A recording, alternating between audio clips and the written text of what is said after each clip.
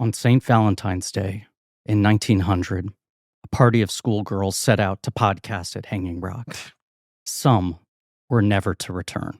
That's the tagline. That's the tagline. Apart from podcast. This original poster, I think, is so quite sick. Beautiful. It's so good. But it is funny how much that tagline How do you not want to see that movie? As so much more of a horror film. Well, of course. Yes. But I love the pink border. It's really I just think it's so good. It actually sells the aesthetics of the movie pretty well. Yeah. It visually represents.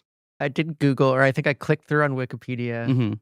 St. Valentine's Day. I was like, what is St. Valentine's Day? Is it different? No, it's just Valentine's okay. Day. Valentine's Day being is a little fancy about it. Honors the Roman saint, Saint Valentine, guys. Yeah. You guys, we gotta give it up for her. Shout out. Do you know what excuse me, I celebrate an agnostic Valentine's Day. The only God I respect on Valentine's Day is the Lord of Hallmark. Mm-hmm. Okay. Well, do you know who what Saint Valentine is the patron saint of? Fucking? No. What? Logistics. Excuse me? Epilepsy and beekeeping. May I ask how the fuck this guy got the romance holiday? Because this guy sounds like a bore. He died in the year 273. I don't think he really knew this was all going to happen. Offense to our epileptic listeners. Yeah, no, I just don't know why that. Isn't there like a more romantic saint? Isn't there like a Saint Pepe Le Pew or something? A character who has never done anything wrong. Pepe Le Pew, can I defend him? 2026? Sure, Yeah, no, he's back. He's back. Is Pepe back? He's Pepe's back. back. Because Woke died, Yeah. so Pepe Yeah. returned. He's got a podcast on the Gas Network. Uh-huh. He's headlining Skankfest. Here's my thing about Pepe. Also, Pepe the Frog is back. Yeah. I never liked Pepe Le Pew when I was a kid because Yeah. I always found those cartoons boring. Same. Yeah, 'Cause that's they were right. always the same. They were the same. There's another one of these. Yeah, and it's like, okay, he's gonna try and kiss the street lamp or whatever it is that he's obsessed with this time, right? Well, no. Excuse me. He's trying to kiss a cat It's always the same who cat, he thinks is a skunk. right? And then 'Cause she's she's trying to got get like away with paint him. on her or something. Or like right? paint a street lamp, and then It's he's good. too dumb to recognize that he's kissing a street lamp. Now that we're breaking it down, it's kind of very funny. Yeah, no, that's good. It's actually really good. And I remember. The remember, paint yes. paint on the tail. The paint was the good bit. Yeah.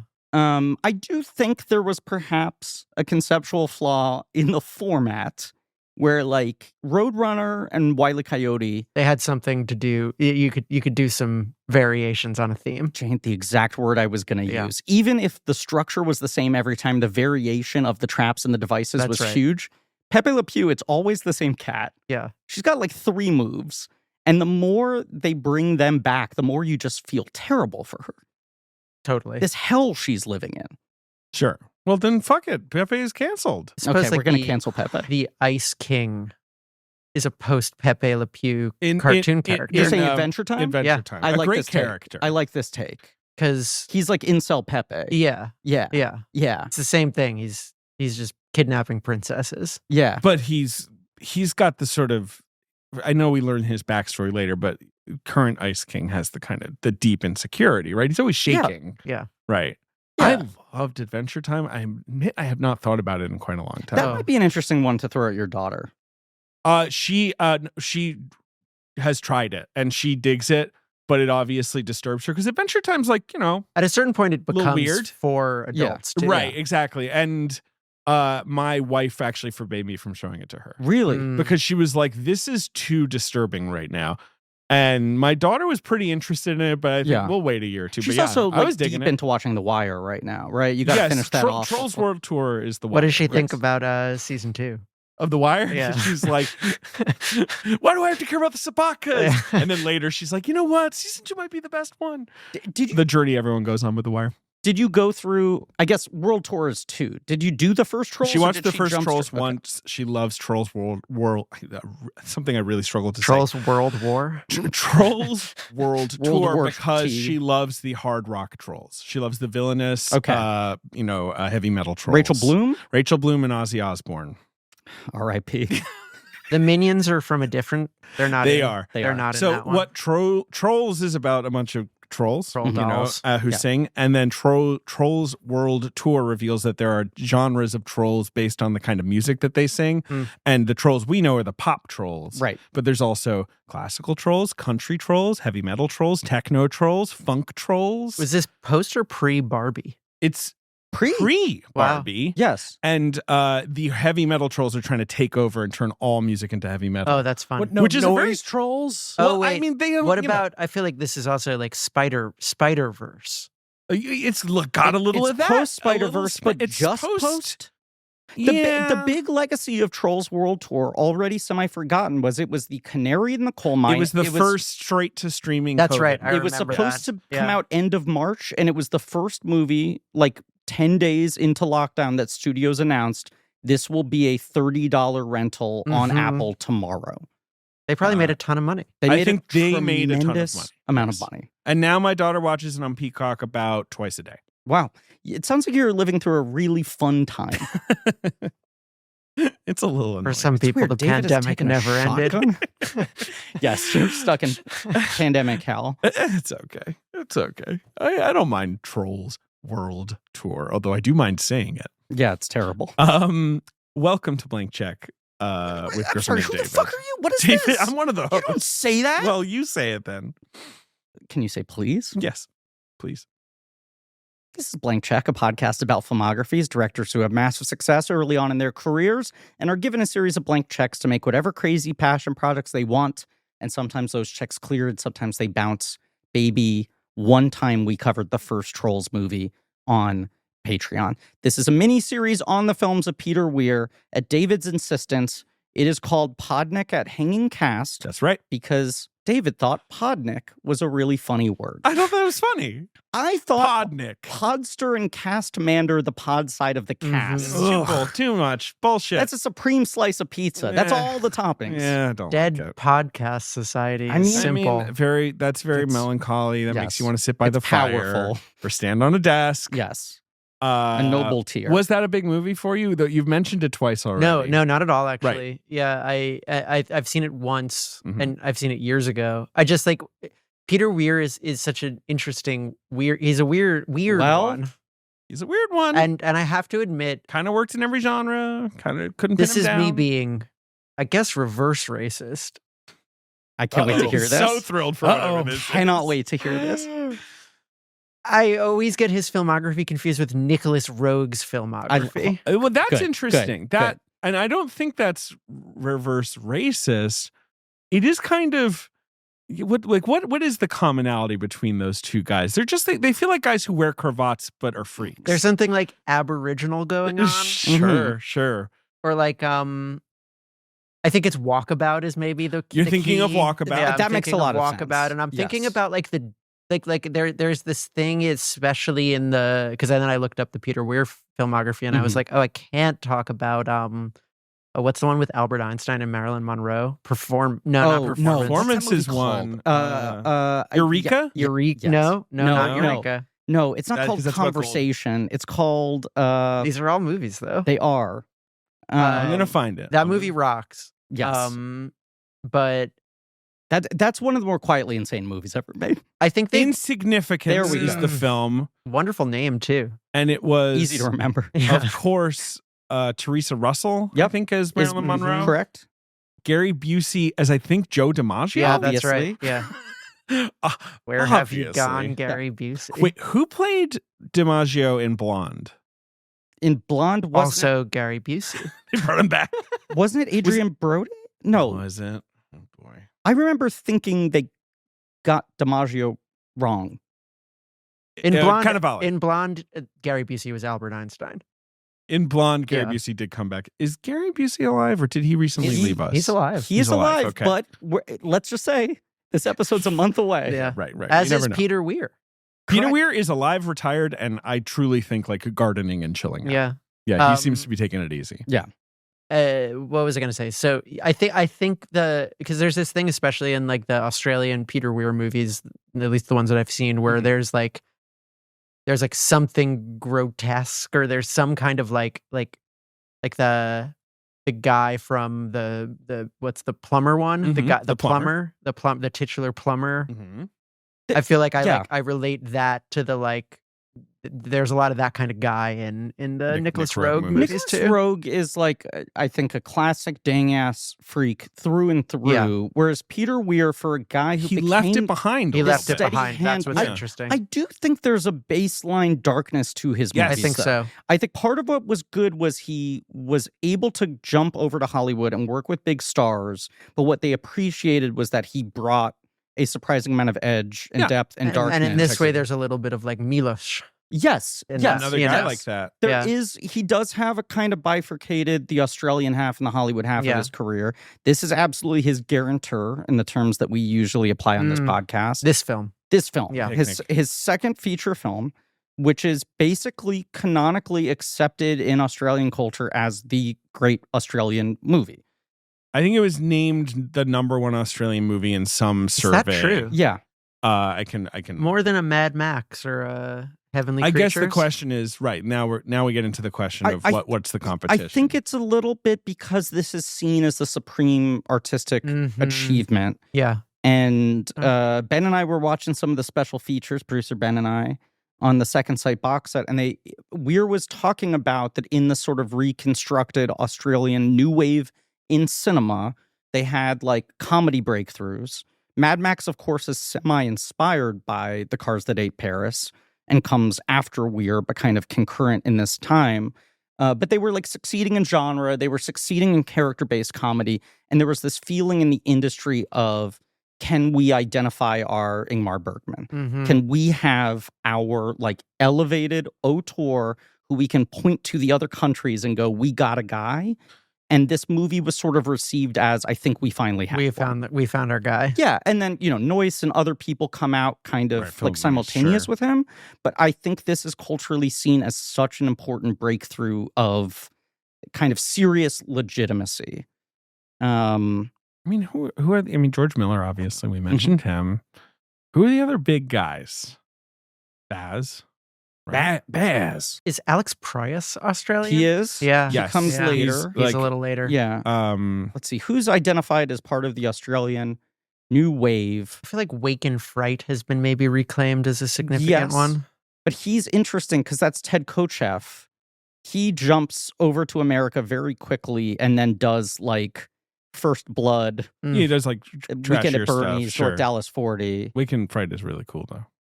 That's like, but like there are those Australian movies that would pass over that would basically be like, Australia is basically just like a burning wasteland filled with like people with sticks who will hit you. People were like, I guess it is, right?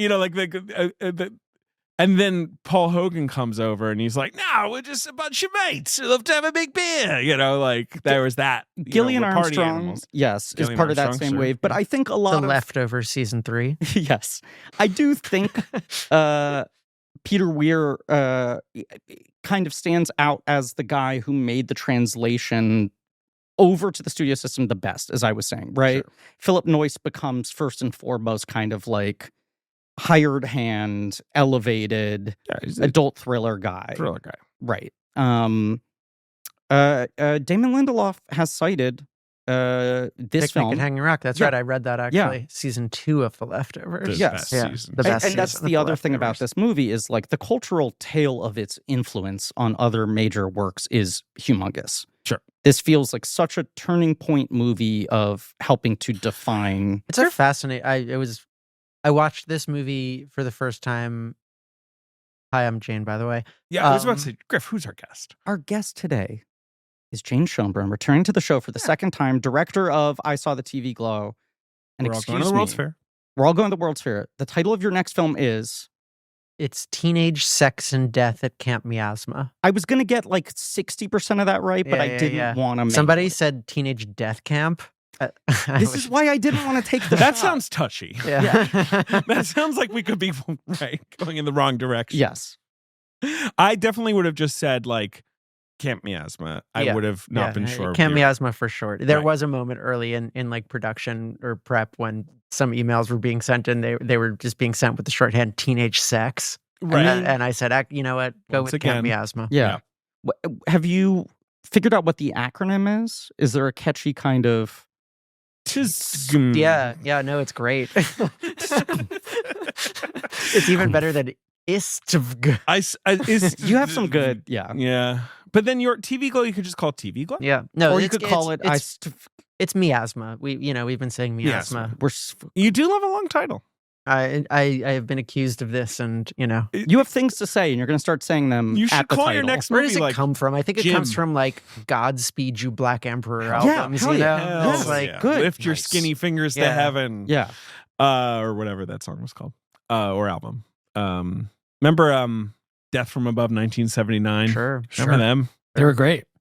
But Jane, thank you for coming here. Thank you Oh, for yeah. doing this episode. I'm stoked. We were trying to find the right person for this one because it feels like such a big one. Mm. And I forget what it was I stumbled upon first, but you citing this as kind of like an important Yeah, synthesizing of kind of dream language in cinema It in was a an- modern way. what I was gonna say is I feel like I had this period in my 20s where like I took my like kind of like random video store teenage year film nerddom, and I was like, okay, I gotta like if I'm gonna go toe to toe with like the boys at Metrograph, I gotta watch them all. You got to level up. I gotta they shoot pictures, don't they? Top Yeah. 1000, and just like work my way down. And Yeah.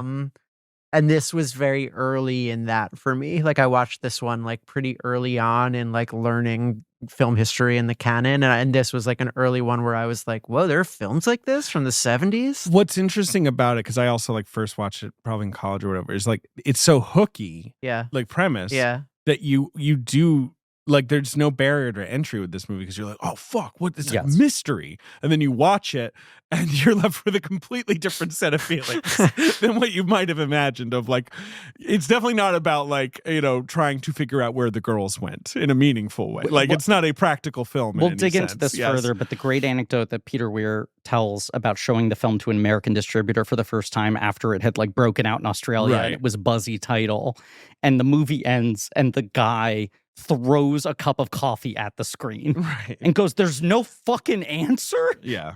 Yeah. Yeah. But that's the whole reason he wanted to make the movie. The dream film syllabus that you wrote. Yes. So wait, what was this for? Was this for TV Glow or was it just This was general? before, I mean, maybe even yeah, this was definitely before TV Glow. A friend who had a site, I think called just Syllabus. Or Cool. the syllabus project.org. Yeah, that's right. I was asked to write a syllabus of my choosing, and I was like, okay, I'm going to write a short syllabus of movies that I think I called it like the oneric, film language. Yes. And I would update it if I was writing it now. But I mean, I had seen this when I was scanning for potential guests. I hadn't looked at it in some I'm glad months. you did. And looking at this list again now, these were the things I was thinking about. Many of the titles I was thinking about while watching this, trying to understand or kind of place where this movie comes from. No, because this is the point you were making, which I think is correct, which is like there was a kind of dream logic that existed primarily in the silent cinema when it was harder to tell more conventional narratives because you didn't have dialogue and things tended to be more visually expressionistic and dreamlike. And then there was a sort of formalizing and a normalizing of stories that it does feel like Picnic at Hanging Rock started to break again. And to like, because you put in here like Trip to the Moon, Cabinet of Dr. Caligari, Unshan't Andalou, Meshes of the Afternoon. Like there is something very indebted to that era. For sure. And I think like the Jean Vigo movies, which have sound, The obviously, best movies ever made. but that's like people watch those now and they're like, when the fuck was this made? Why Totally. this feels so modern? And things start to get more Well, narrow it's also right like that's after the that. golden age of like Cocteau and all Right. those Totally. guys too. Yes, But who But you I also but I have on this agree list. that looking at this movie now, like I was thinking a lot about Antonioni, right? Yeah. Like this is like La Ventura. It's La Ventura, but Yeah. more people vanish. It's like La Right. Ventura meets The Wicker Man. Yes. Which like fuck Yeah, yeah, totally. that No, rocks. totally. Yeah. Yes. But like, Plus does, Australian accents, which just like La Ventura will always have black and white and Italian in its back pocket where you're like, this is classy. Whereas Yes. Australians, you're always like, this is earthier. Because like the Right. way people talk in Australia just feels different. but I think that's part of the fascinating juxtaposition of this movie, where you're like, oh, it's like dainty upper class Australian period film. Yeah. At a time where everything else that coming out of the Australian New Wave was like earthy for first and foremost, like dirty, ragged, there's an oddness to, like, from a distance, is this a Merchant Ivory movie? Yeah. And you're like, no, there's that, like, Australian chaos to it. Yeah, and like there's obviously the line from this to all of Sofia Coppola's work is Totally. so direct and so short, straight to just like Virgin Suicides being her first movie.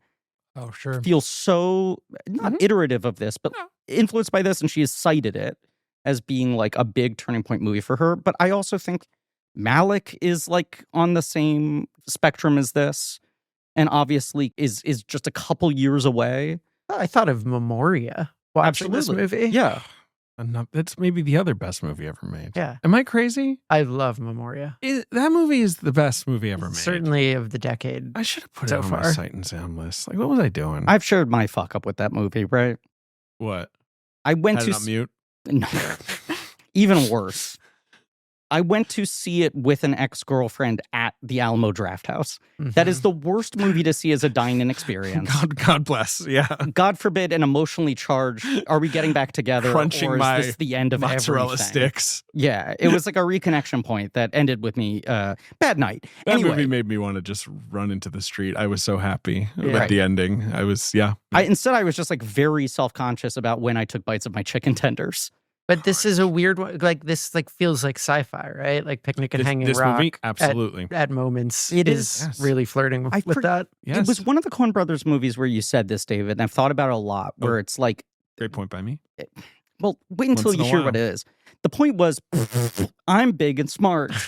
No, the point was you said something like, this movie just feels like it has the answers. What movie was I I'm referring trying to remember. It might have been Lebowski. Sure. But these movies that somehow feel like, is there more going on? Is it like retaining secrets it's not sharing with me?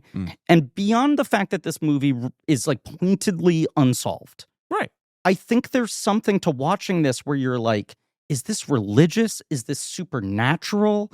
Is it existential? Is it all of Is them? it like there's something of like the 60s and the Yes. 70s, there's something of like that generational moment that it's coming at Totally. the end of. But and it- there's something really magical to a movie like this where you're like, you watch it and you get the feeling of confidence that it knows what it's about, but it's just not telling you. Versus sometimes I think when people try to affect the style of a movie like this from the outside in, and you're like, you're just being vague. There's the Lynch quote where he says, I wanted it to feel like the answer was like in the next room over. Yeah. Love that. Perfect way of saying it. Yeah. Isn't it crazy though to watch the Jean Vigo movies, all like one and a half of them? Yeah. And just be like, no, this was the best it ever got. Like, Yeah, and not in totally. like a pessimistic way, just in a kind of like, oh yeah, this is right. It was all there pretty early and we've never beaten it. That's how I feel about that I movie. dropped out of film school very quickly, but my favorite right. teacher in my very short period of time was a guy named Gary Mayers at CalArts, who, before screening us Lot to Lot, said, what was his phrasing? It was something, I'll paraphrase this, but it was something to the effect of, if 1% of movies were 1% of as good as Lot to Lot every year, we would be living in a perpetual golden age of cinema. Jesus Christ.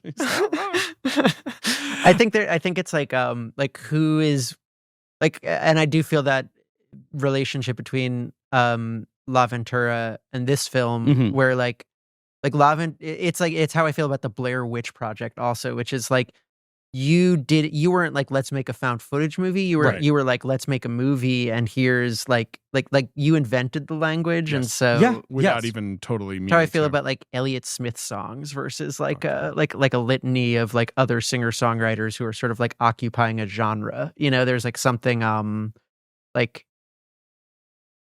it was inside him and then everyone else copied it or something. Totally. And Yeah.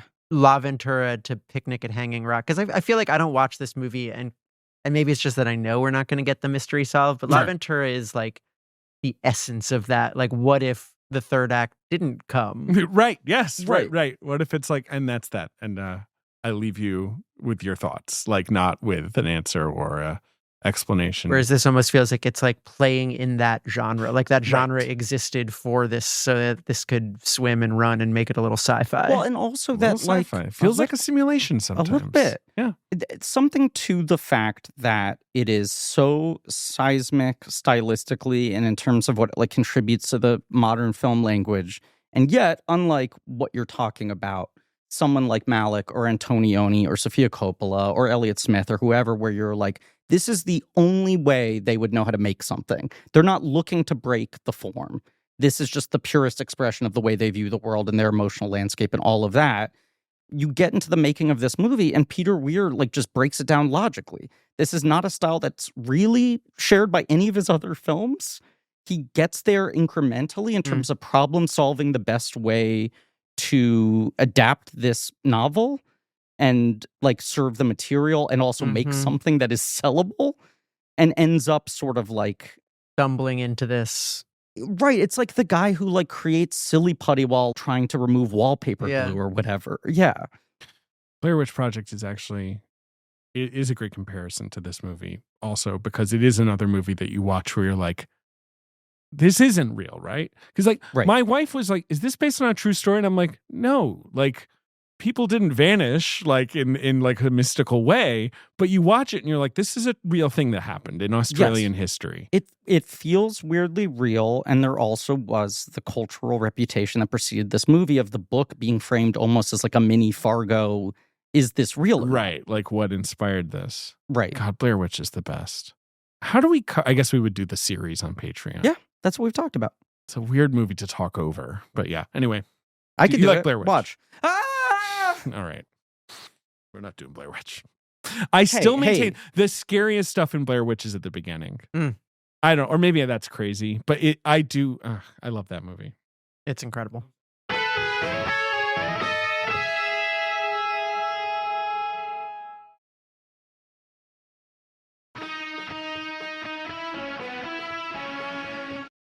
I'm going to open the dossier about Picnic and Hanging Rock. Lady Joan Lindsay wrote this book. She was a painter. She studied art at the National Gallery of Victoria Art School in Melbourne. She wrote unpublished plays, and then she wrote a debut novel under a pseudonym and this is all in like the 20s and 30s, and didn't become successful until she was in her 60s and 70s. She wrote a book called Time Without Clocks. Sounds cool. Facts, Soft and Hard. I assume nobody has read these books. Say that last good one titles, again. though. Facts, Soft and Hard. CTS? It sounded like you were saying fats, like Fats Domino. Like Fats there were multiple Domino, Fats Soft and Hard. Dominoes. No, I don't know what those books are about, but those came before 1967's Picnic at Hanging Rock. She was labeled a bit of a mystic by her friends, sort of said that she could see things others couldn't, knew things without being told, could tell what had happened in the past. I mean, what? Apparently, this is what her friends said about her. Time Without Clocks refers to the fact that she could sort of stop clocks and watches in her presence. I mean, cool. And I mean, she sounds cool. Yeah. Get her on the podcast. I think she might be very dead, but maybe we can summon her from another time. If there's anyone we can summon, it's her. And also, sounds like it.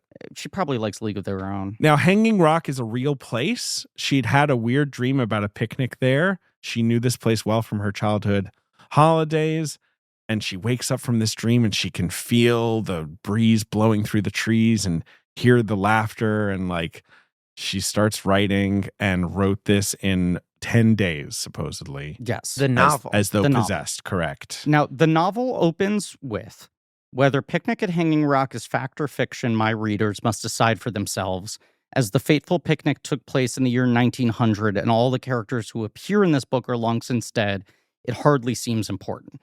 And the book was warmly received, but much like the opening of Fargo, it like sparked a bunch of fucking conversation of, is she trying to convince us this is real?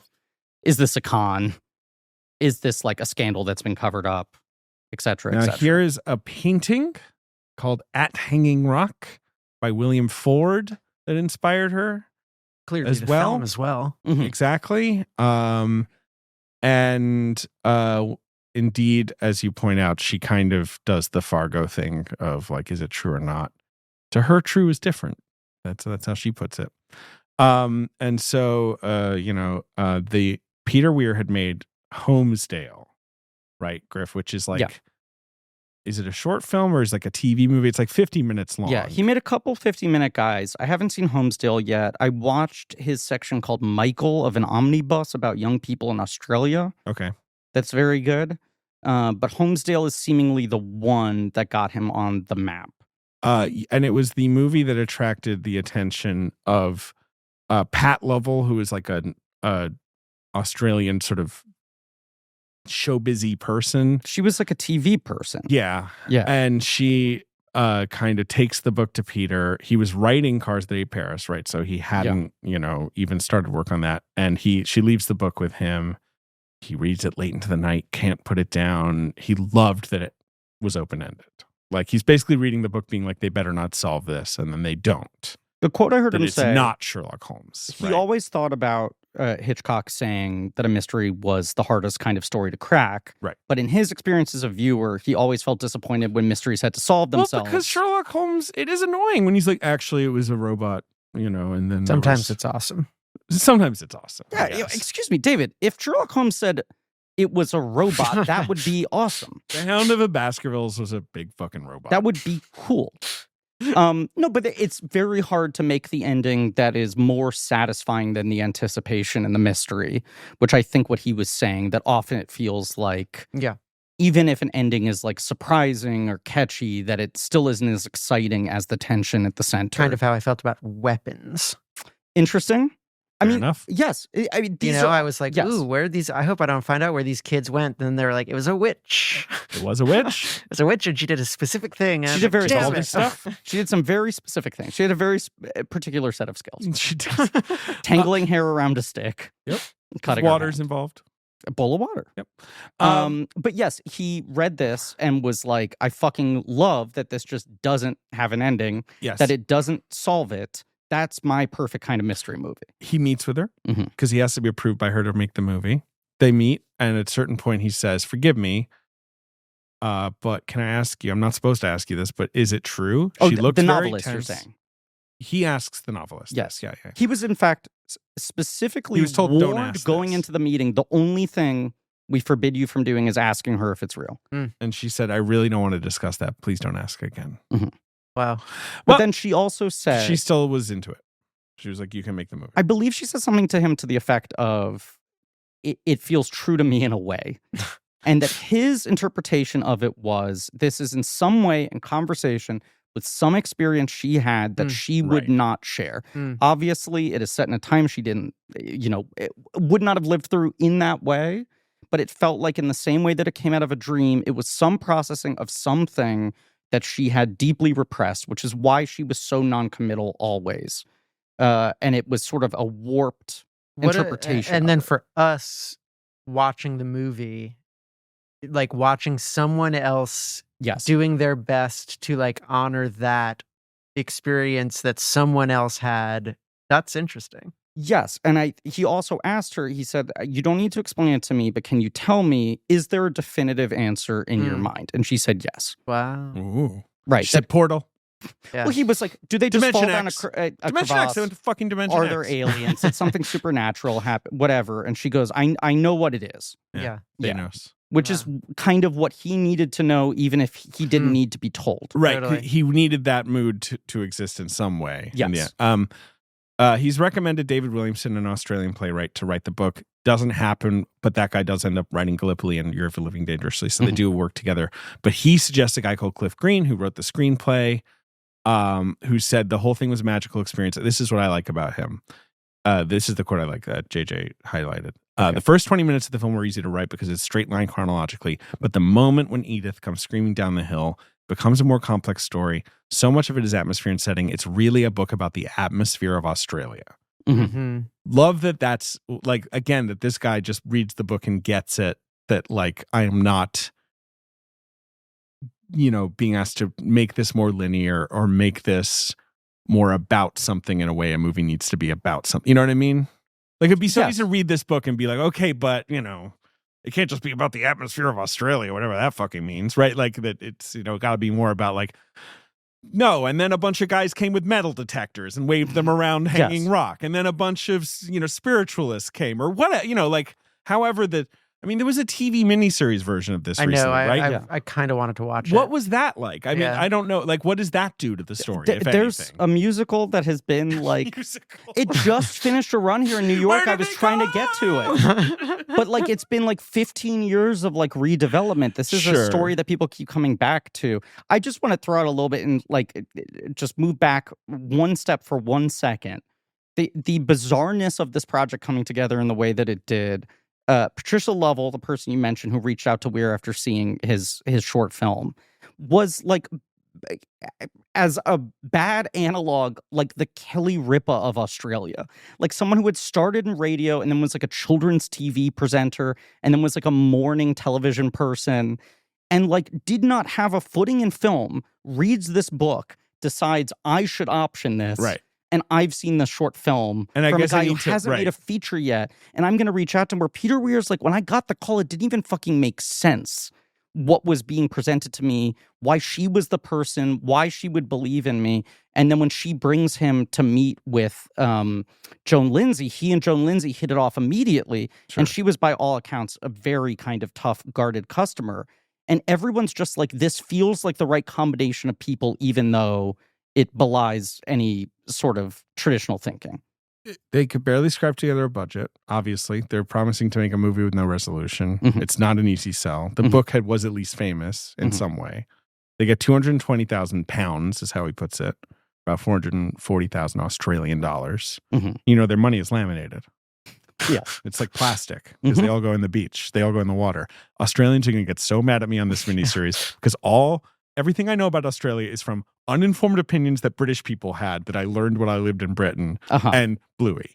I was And going to say, and Bluey presents a very utopian Bluey vision makes of you Australia. think they're the best of us. Right. And I have noticed anytime we talk about Australia on this podcast, your British upbringing comes into It play does. where you're like, they're very, Oh, they for look sure. down on Yeah. them. Like, but you describe them like they're a bunch of Looney Tunes. that's how British people talk about You them. like said they're fucking punching always each other in a the jail water. cell. Like British people or English people, I should Yes, say, because it's yes. not British people. Sure. English people are basically like Scottish people are like drunk madmen. Welsh people are like simpletons. Australians are just like raving criminals living in this like semi-lawless landscape. You make sideswipe comments as if It's so Beyond I truly Thunderdome is apologize. toned down from the everyday And then life you of watch the modern Bluey Australia. and you're like, what a fine place this Right. is. Have they you know? solved emotional intelligence? Right. Are they the ones? The McElroy brothers,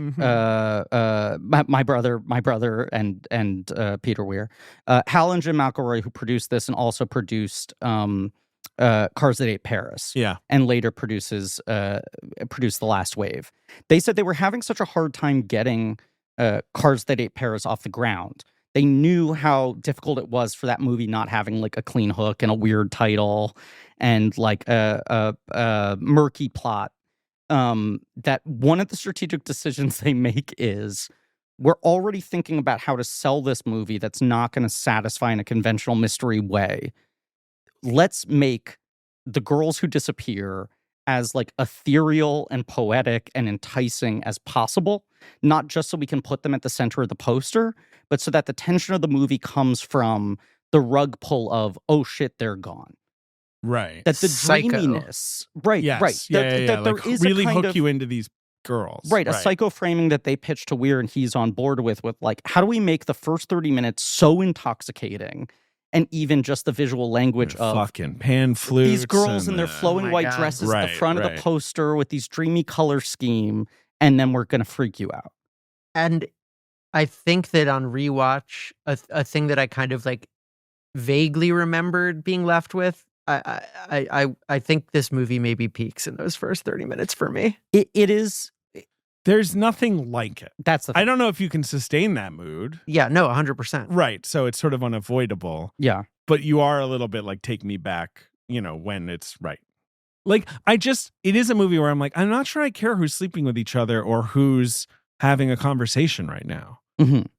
But that's not true because I love the movie. Of course I do. But you know what I mean? Like, No, I want to go I love the picnic movie again. also. Yes. And those first 30 minutes are like that's the thing that if you don't watch it for 4 years, Yeah. you're like, you're full But in on. it's also why her screaming is so upsetting. Yes. Even though Mhm. like nothing, violent happens and nothing really at all happens. But it's like Grace Zabriskie screaming in Twin Peaks, Yes. which Jane, of course, has discussed on the show with us, Mhm. where you're just like, Jesus, why is she making that noise? I don't know. Like it snaps you out of the reverie in a really disturbing way. What, Griff? I also forget which ones are which, and hopefully JJ has Which girl answered is this. which? No, Oh, okay. I see women as different people. No, I I can definitely differentiate. I could not in this movie. Fucking There are the like girls. there are some characters at the picnic. Picnickers. You're like, oh, glasses girl, but Right. Yes. No, what I was gonna it's say like, where is Jackie Jackie? in this? Weaver is the where is maid. Jackie Weaver? She's not one of the girls at Oh, Hanging Rock. wow. She's the maid getting a little something on the side. Oh, sure, yeah. But she is one of those people where you know Jackie Weaver in the present tense. Yeah. Sure. Right? Reintroduced as like, She's middle-aged all character fucking have ya. actress. Where's my 10 million pounds or whatever. Right. Kind of like one of the weirdest 2-time Oscar rocks. nominees. Oh, rules. But like she's in this, she has a run of Australian work, then she kind of like disappears from Yeah. Australian film for a long time. What's the second nom for? Obviously, the Silver first. Linings Playbook. Right. Wow. And she's like, I'll fucking have you. Where's my money? But What's that's she like in that one? yeah, I've yeah, only that's seen it exactly what she once. said. She said, "Go Eagles." I'll fucking have you, Eagles. Yeah. Water ice. What Wooder Ice? Wooder Sure. Ice. Right. Yeah. John. What I was gonna Just say. pissing off Philadelphians too now. Yes. I think 5 Year Engagement is the movie she makes right after getting the Animal Kingdom nomination. Yeah. Uh-huh. That was her first Hollywood film ever. Ever. Right. Yeah. Right. And even before Animal Kingdom, she hadn't done a movie in like a decade, had mostly been doing theater. Sure. Like she's in the most iconic Australian film in a supporting part, and then even still has this drips and drabs career, doesn't even become like Australian character actor royalty until decades later. And you see her, you hear that she was in Picnic at Hanging Rock, and you just looking at her face present day are like, it's going to be so hard to pick out who she is because there's no way she looked like this when she was I think 30. I even like Googled like Totally. what character that she plays, and then was Yes. like, well, you're not Sarah, so Right. Who fucking Right. knows? you're not Irma. Irma. Have you seen Fearless, Jane? The Peter Weir movie No. with Jeff Bridges. No. It is another movie where I think the whole thing is very good, and the first 30 minutes feel transcendent. That's true. He And is- similarly dreamlike. I mean, not similar to this, but just It's just the in a closest fuguey kind of He's state. come to replicating this style and has a similar like, That movie rocks. reality needs to splash water in your face. This tone can't maintain Mhm. forever. And it is one of these movies where you're like, it's not like the movie falls off a cliff after the first 30 minutes, but the first 30 minutes are just activating something that is like, Yeah, it's thrilling. it's a miracle. It still feels otherworldly. It's funny that we're saying that, right, oh no, he never really replicated this tone again. And then I'm like, no, you're right about Fearless. And then like the Truman Show is like that. Truman Show especially before the also has a it similar shatters. kind of Yeah. structure of like Right. 40 minutes of like, what is this Before weird Harry Shearer transmission from shows up. space? Yes. And the reason I was thinking about Dead Poet Society is because I imagine like the big difference is that like this doesn't have like characters like that movie has, maybe. No, but also but it certainly has this like boarding school massive repression. Right. Yeah. look, you watch Dead Poet Society now and you're like, that's Ethan Hawke, that's Robert Sean Leonard. But like, I don't know if you felt that way as Yeah. much when that movie came out and there was a bunch of boys. But part of those guys becoming those guys was that movie takes its time to like sell you on each of those guys individually versus the inverse of this, which is like, we need to sell you on a vibe and an energy of what these girls represent Right. that is enjoyable for you to watch because we don't have time to build them individually as I don't even characters. know if it's don't have time. Like I feels like the movie is disinterested in like it's just kind of nasty all the Well, way sure. through.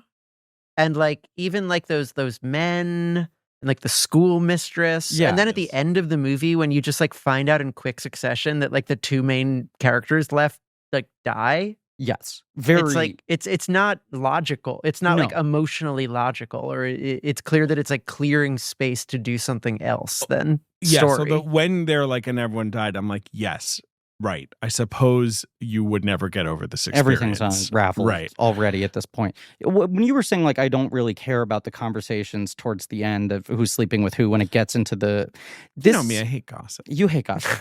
This movie is in that, like, somewhat limited canon of decade plus later director's cuts that take footage out. Oh, Yeah, interesting. He trimmed it down about 10 minutes. It is hard to find the theatrical version now. Wow. Like, the Criterion has always only put out the director's cut, which is about 10 minutes shorter. And the 10 minutes that are cut out are mostly in the last 30 minutes of the film and are kind of shoe leather stuff. It's like more stuff with the coachman and shit.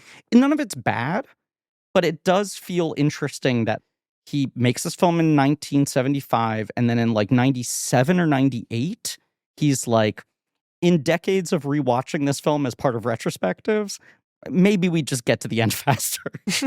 Maybe past the first act, I could have tightened this up. Well, because it's like, it's such a spell for those first 30 minutes. Yeah. And then it's not exactly that the spell is lifted. It's more that like the spell just has this like slow, like denouement. Yes. Yeah.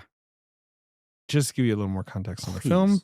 Obviously, money comes from Australian Film Development Corporation and South Australia, you know, like government money. But he says like the Australian New Wave is basically happening concurrently with indie dramas being made in Australia. If that makes, he's like the people came first, then came the money. Like, I feel like the country starts to get aware of like, oh, there's something artistically happening here with Australian film that is brand new, and we can give a little money to him, not like a ton of money to it. Weir calls it kind of like the sort of hippie like post hippie kind of thing is, you know, like these people, the Flower Children, the anti-war movement are now kind of just rattling around, getting a little older, and some of them are starting to make movies. It's similar to what like Easy Rider kickstarted over in Hollywood. And he said like they wanted to put the money into that, to angry young person movies, character studies, things that were kind of like sexually charged, social comedies. And when they were pitching this movie, even though the book was successful, people were like, who the fuck wants to watch a period piece? That they were facing so much opposition to, like, that's not what's going on in the culture right now. And that he was so frustrated that there was this limiting in a like film market, a film scene that had finally like opened up, and they were already trying to pigeonhole it to, this is the only thing we export. And that after Picnic at Hanging Rock, people were angry that he was making the last wave and that he wasn't sticking with period films because Picnic had had such a big impact that then everyone flipped the other way. Weir's take is that The Rock literally opened up and swallowed them, by the way. Whoa, he's got his Because he says like solution. over the years he talked with her a lot over, you know, as after he makes the movies, she sort of trusts him more. Where she's like basically like of course she made it up, quote She's unquote, like, but there's listen, The Rock opened up and swallowed him. fucking Rock just with Rock's eating got people. Exactly. It's a Nom, rock nom, nom, monster. nom. Right. Fucking Hanging Rock, more like Hungry Rock. Hungry Rock. And like then eventually at one point he's like, did a UFO get them? And she's like, maybe. And he's like, all right, you're too much. Like, and then she dies, but then Peter Weir is like, he's like, I just had to have an answer in my head, and I've decided that like they just got swallowed by essentially the earth. I love that. Right. But I don't know, you know. And he also was basically like, she was kind of shocked by the movie when she saw it for the first time and said like, he kind of changed the tone. And I didn't really write it with that kind of feeling, which is interesting to think about. But like, you know, what she was imagining versus this sort of dreamy thing that she's seeing. Yeah. But they were friends for life. But that's part of this is a dream that felt really real to her. Totally. You know, she doesn't need that translation in tone to sell the lapse in logic because it makes emotional sense to her, which is the part that I think made Weir feel like this was in conversation with something real she had experienced. Sure. Some emotional piece. truth. Yes. Right. Peter Weir's like, obviously, a bunch of girls didn't just vanish. Right. That would be in the news, even in 1900. Like, and there's no evidence that happened. But that's what I think he was smart about, talking about him, like, kind of landing on this style pragmatically, is like, she thinks of this like it's the French Connection. And if I present this as the French Connection, people are going to ask 8,000 questions. What do you mean? Where did they go?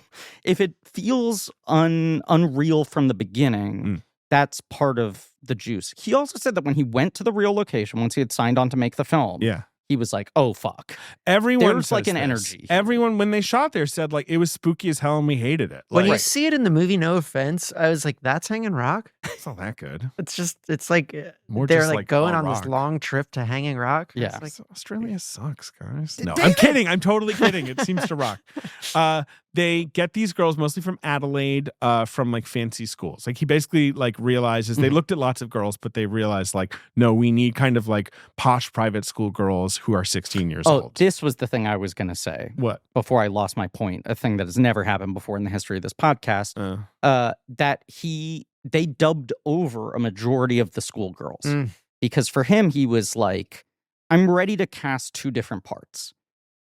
The look and the energy is so important that I will cast based on that, even if they can't deliver lines. And there's a lot of them. And get voiceover actors to like sell the line delivery later, because it's not like they have that much dialogue. Well, it's one of the things that I love about the first 30 minutes of the movie is that, and the quality like continues on, but that like painterly quality where it's like you're almost looking at these like wide shots that look like these old like impressionist paintings, you know, like these like groups of girls in nature, you know? Yes. And like literally holding fabrics over the lens to make things feel more not synthetic, but like pointedly artificial. Yeah. And unreal. Yeah. I'm just going to keep using the word unreal. This movie was made using Unreal Engine, right? This was the original. It's actually an Unreal tournament. It is. Yeah. But like the way the producers and Weir describe, you know, it's like they were a bunch of hysterical teenage girls, like in the best way. Like they just had the right energy once you got them all together. Most of them never act again. Yeah, one of them has a story about like the author seeing her and calling her Miranda and being like, it's been so long. Everyone seems a little high on like how insane it was to make this movie and how it felt like it was real. Do you know what I mean? Like, and I'm not being dismissive of this. I was gonna say, I love your dance between loving movies more than anything, and then sometimes you read shit like this and you're like, fucking get over yourselves. So what? You made a 10 out of 10 masterpiece. No, it's not. It's not that. It's more just like you're telling this anecdote of like the author was looking at me with shimmering eyes, addressing me as this long lost girl in her past or whatever. And like that was obviously very meaningful, but it does feel like everyone got kind of like intoxicated by like being in this location, being in these costumes. It's cool though. Yeah. You make movies. I make movies. Yeah, rules. You make great movies. You that's exactly how it feels. You kind of need it too. If you're gonna make a fucking movie, you need to be like what? Like it gets very tarot cardy, you know? It gets very like, whoa, this must be cosmic. It's so funny how people only talk about movies like that, right? Like where it's like, yeah, we kind of got like something's happening in or they were like, yeah, making that sex scene was really weird. They had to like put baby powder on me every take, and like every setup is really boring. You know, where you're like, wasn't it awesome to do this thing of like, no, boring and terrible. Felt like working at an Amazon fulfillment. It's like there's the like the Marvel, like the Robert Downey Jr. land way of making a movie. You know, there's the like, all right, where, you know, call me out when you're ready for me. I'm going to be in my trailer. You have a Jane Land, right? Yeah. The Jane Land is just a big box of jelly beans. You're inside the box like it's a fucking ball pit. Right. Yeah. But then, like, if you're, the other option for making a movie is that like you care a lot and everyone is not sleeping and you enter a state that's like one step below war level psychosis. And by the end of that, you're going to be like that fucking rock, man. I mean, I guess it was because I was digging into this movie and the surrounding stuff, but I ended up watching last night a peak pandemic Zoom 20-year reunion of the Virgin Suicides cast. Sure. Okay. Hartnett, Dunst, and the other daughters, most of whom didn't really go on to big One of them careers. was young Jenny in Forrest Gump, but that was kind of her last major role. Isn't one of them AJ Cook? Yes, who's like the Criminal Minds girl for the next. She's still on that show. Yes, because I watched fucking Final Destination 2, and I was like, what happened to this person? She's really good. Minds. And you're like, oh, she made $47 trillion on 800 She's been on seasons. Criminal Minds since I started college, and I'm 40 years old. Here's what's so crazy about this. If I can go off for half a second here.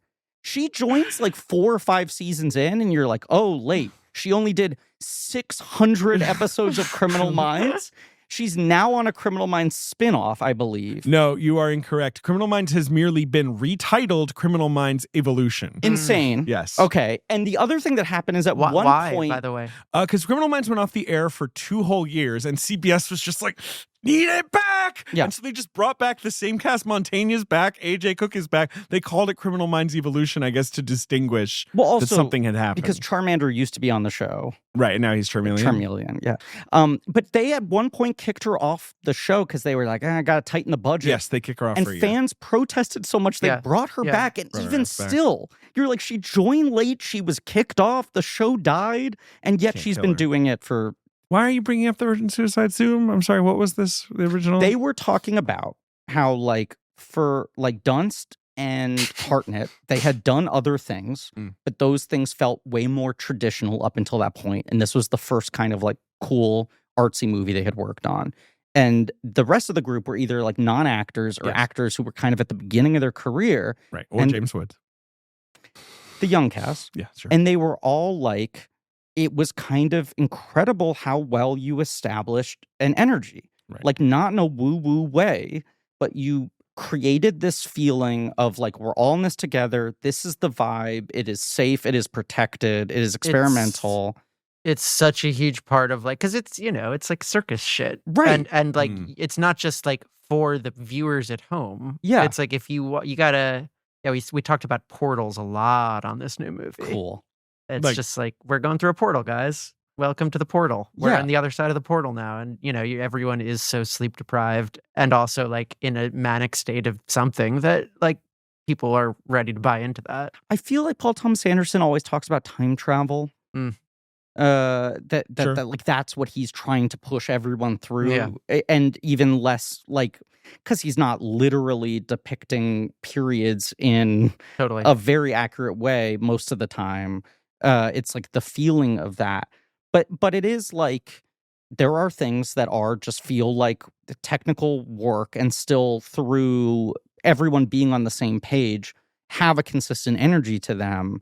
But this is a movie where, as much as it doesn't feel like Weir tried to design that by purpose, everyone was kind of in this suspended state the whole time. There's something like uncanny in both in the energy. Yes. And then part of that is Rachel Roberts, so we can talk about how she got involved in this, but like seemingly was a Gene Hackman and Royal Tenenbaums-esque terror to this young cast and this young director in a way that like only helped the movie. She's an Oscar nominee from The Sporting Life, and they structure everything around... it was gonna be this actress Vivian Merchant. She was the original. She's from Alfie. the woman, the boarding school. The mean woman, Mrs. Appleyard. Yes. But Vivian gets ill. She can't come to Australia. She's a British actor. Was married to Harold Pinter. And famously super chill guy. And Weir was like, the way she would perform his material is what I was looking for, in the intensity and the sharpness. Gets ill. They lose her like 10 days before she's supposed to arrive in Australia. Right. They have to find someone in less than 24 hours, basically, to get him on a plane. Rachel Roberts says yes immediately, but also says, I won't, arrives and says, I won't wear her wig. Correct. Which is fair. Right. She said there's a supernatural kind of like tradition in the British theater that if you wear a wig designed for another actor, your production is cursed. Yes. And Peter Weir's like, well, we're in Australia and this is a movie, so maybe that doesn't count. And they were like, she was so fucking strong-headed about it. And beyond that, shows up in Australia with her own wig, which is the wig she wears in the movie. And everyone's like, well, we hate that. I'm team her on this one. I agree. She's right. But they all talk about being like, we gotta she's talk also just her like down fucking from with their, best laid plans, and they're She's- making and this tiny I'm sure movie. she's pulling rank. Come on. That was the whole thing. But like, how much of this is pulling rank versus Right. like how much of this is she's on her own wavelength She's- and which But can let's be say, hard to Griffin, communicate. you're doing a movie. Uh-huh. Let's say Thomas Middleditch. Okay. Good job casting that guy. Things are going good. Yeah. A lot of And great he's decisions. got his own wig. Yeah. Probably does. Then they hire you Yeah. because he drops out last minute. Yeah. I would Why? ask. Would Did you something wear happen? that wig? I would ask, did he ever wear this wig in his personal life, or is it only Has on this wig camera? gone to any locations? Meanwhile, you've got the perfect wig sitting at home with you. No, I think she was creatively right. I don't think I'd have any hangups about it in the same way. Beyond that, whatever this energy was works in the movie so well 100%. because you are like, what's wrong with this But woman? it's- But in yeah. a perfect It's way. just so funny that the chain of it is like, what the fuck is she talking about? We don't have the money for another wig. And she's like, don't worry, I'm bringing my own. She shows up with the wig. Everyone's like, we hate this. How do we talk her down from the wig? And it's like the lady killers where they're submitting one person at a time to talk her down from the wig. And the person comes out the door bloody and is like, she's not moving on this. And they're all like, we hated the wig. We still hate the wig. It took 10 years to recognize she was right. Like, she was totally right. while we were filming, we were like, this wig's going to fuck up the entire movie. Flawless wig. But that they were all terrified by her. She had a reputation for getting dead drunk Yes. and doing an impression of a dog that she was apparently very skilled at, that would quickly turn into her just being committed to acting like a dog for the rest of a party. My daughter does that a lot. Would start She is biting 4. people on the legs and shit. She doesn't bite people. She was like Rex Reed's third wife of 6 I'm sorry, what? and spent. Rex Reed? I'm sorry, We're talking not about the Rex same- Reed. Yeah, I was about to I'm say. sorry. You Film meant Rex critic? Reed? Rex- Rex Reed don't have no wives. Rex Harrison. Yeah, Excuse okay. me. She was married to Rex Harrison, who then had 3 wives after her and spent the rest of her life trying to get Rex Harrison back in between divorces. Mm. She dies of suicide 5 years after this film. That's too bad. Yes, She but was was 53 years old. yes, was like an incredibly extreme, somewhat tortured woman. Yes, sure. totally. And like Very had deep depression. this effect on everyone else working on the film. They viewed her the way she sort of the energy she holds over all the characters in the Rex film. Harrison, legendary stickman. 7 But it's not like, wives. but it's not like a Nurse Ratchet. You know, you're not like, whoa, No. she is the breakout. Like, No. no, she's very woven into the movie. Totally. The Yeah. other yes. The other fascinating thing is there's the early scene, I think it's basically her introduction where she's on the steps of the school addressing all the Mhm. students. there will be a dinner served when you're home. And that was maybe her first scene she shot, and she does like 2 takes, and she goes to Weir, and she's like, could you just put a tape mark on a C-stand and send all the actresses away? Hmm. The way they are looking at me with the level of fear they have in their eyes is throwing me off, and I can't concentrate in the dialogue because I feel too bad. And he sends them away and was like, she nailed it in 1 take. And like her Interesting. theatrical training was like, oh, she can just do whatever you ask her to do. And he was like, she was the first time I'd worked with an actor where I could give such a specific note of try doing it with a little more of this energy. And she would make an You would see the adjustment dial change. Sure. that would yeah. be almost like It's unnoticeable to it's- anyone else. Yeah, when I went from working with like non-actors or for early career actors to like trained theater actors, Yeah. it's a crazy thing to experience. That she was so fine-tuned, she didn't need Yeah. a created reality around her, that she could just take what you asked of her and give it to you immediately, but that the energy throughout had the proper effect on all the other actors. Yeah. She's in one of my favorite movies of all time, which is Saturday Night and Sunday Morning. Yes. She's amazing in that movie. She rocks, and she's amazing in this movie. Obviously, she is one of the few performances I remember versus the girls, Yeah. where you're right. You're more just like the vibe is so correct. Russell Boyd, the great cinematographer who shoots all of Weir's movies, Mhm. as you said, Griff. Puts all these filters and nets, would shoot close-ups at 32 frames a second and then cut that together with 24 frame per second dialogue shots to like basically make things feel strange. Like is the like, because he's basically like, we have no money. Right. And like, and Weir is saying to him, like, we have no money. You have to make things feel weird. Yeah. Like you just have to do tricks. And so they would basically be like, can I shoot you a little faster? Don't blink. Mm-hmm. And then we'll like mix it with regular speed stuff, and you'll barely detect what's going on, but it'll just feel odd. And that's his big trick. Does this make any sense, Jane? Yeah. We did a little frame rate stuff on my new one. Frame fudging. It's fun. A little Wong Kar-wai, Yeah, exactly. Yes. I mean, the king of that. They did very shallow depth of field.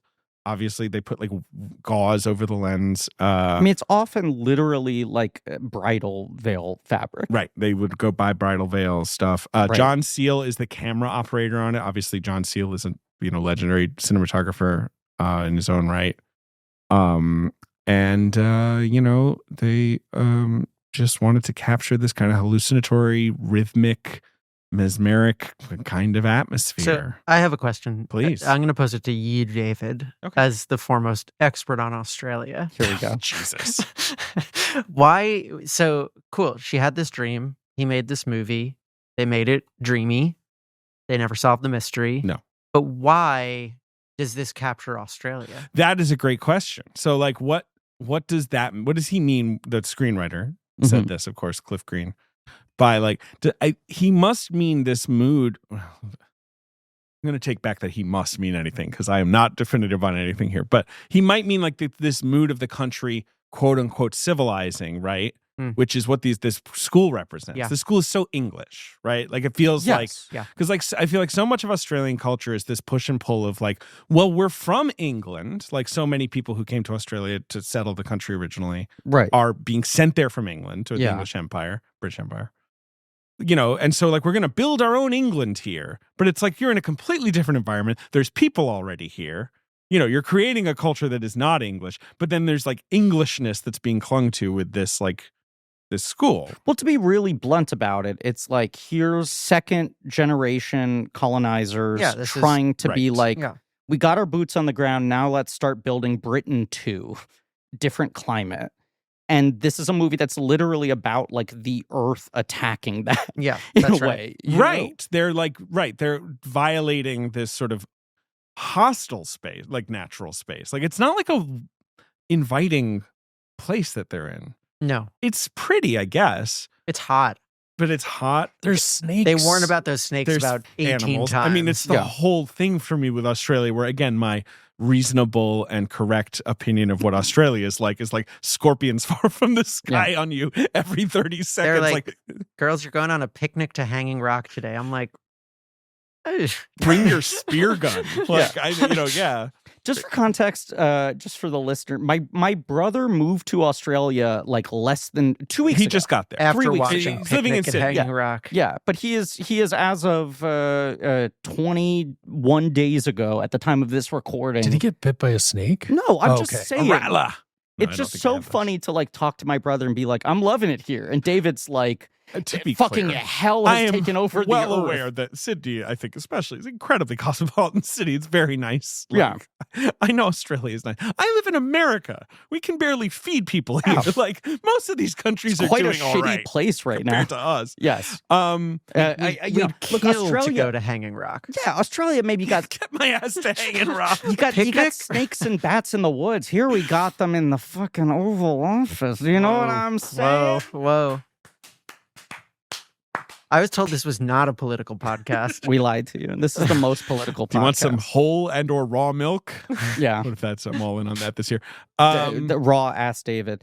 I was going to say it is a through line of Weir's work. The Australian films very much feel about that tension of Australia being a culture built hostilely upon another land that can never totally be conquered, right? The history, the people, the actual like geographic landscape and the flora and fauna and all this sort of stuff.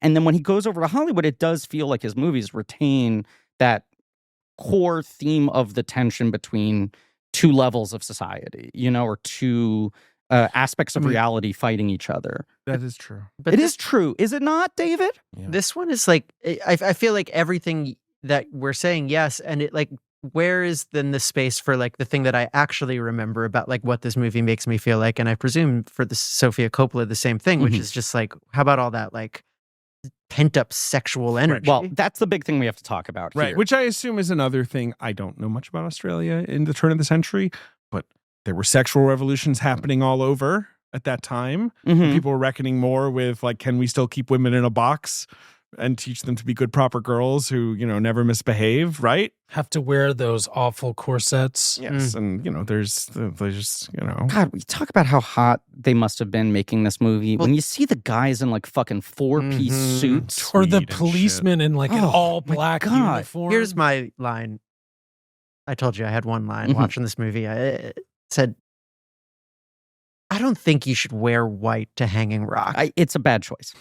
They're all, they're like every girl, Yeah. flowing white dress. Right. Even if you're not going to go on to Hanging Rock. Yeah. And get lost on Hanging Rock, get swallowed by the rock, you probably don't want to be in that. Maybe for a wear like picnic at Hanging Rock. a brown jumpsuit with Crocs. Yeah. Maybe that's what you wear. It's Picnic like- at Hanging Crocs. Oh man, those shoes too. All Those of are it. not shoes for the Yeah, woods. for Hanging Rock. Yeah. No. I think yes, go ahead. this movie is tapping into, in a way that's like very similar, very linked to Twin Peaks for me, where it's like it's got this dreamlike logic, it's got the central mystery, but the core thing is sort of interrogating the unspeakable like tension of sexual danger for young women in society, right? Like the whole movie is like working off of this kind of dreamlike fetishization of the purity of the kind of young girl in a painting frolicking on a countryside, and what no one wants to discuss, which is like the threat of danger that is surrounding them at all time, just in their very being. But also their own. I mean, like that. I think that the thing that's interesting in this one, and that you see in Virgin Suicides, is like whereas something like and there are elements of it here. Yeah, when that guy, I see him in like a top hat. That guy when he first shows up, he's like in my brain. He's like he's like a real like Dickens kind of guy, and he's like, yeah, I'm scared about what he's going to do to those girls for sure. But it seems like it takes a backseat to those girls being like, I'm taking off my knickers. Right. Like, I got to get up on this rock. they're in this like pushing euphoric against. collective, they cut the heart cake. Yeah. It feels like, they're pushing against There's some pent up. a transgressive boundary. They're pent up. They got some energy. They got to get out. But that's definitely the paired Virgin Suicides thing, which is like it's these swarms of young boys who are obsessed with the idea of these girls, their look, their energy, them being unattainable.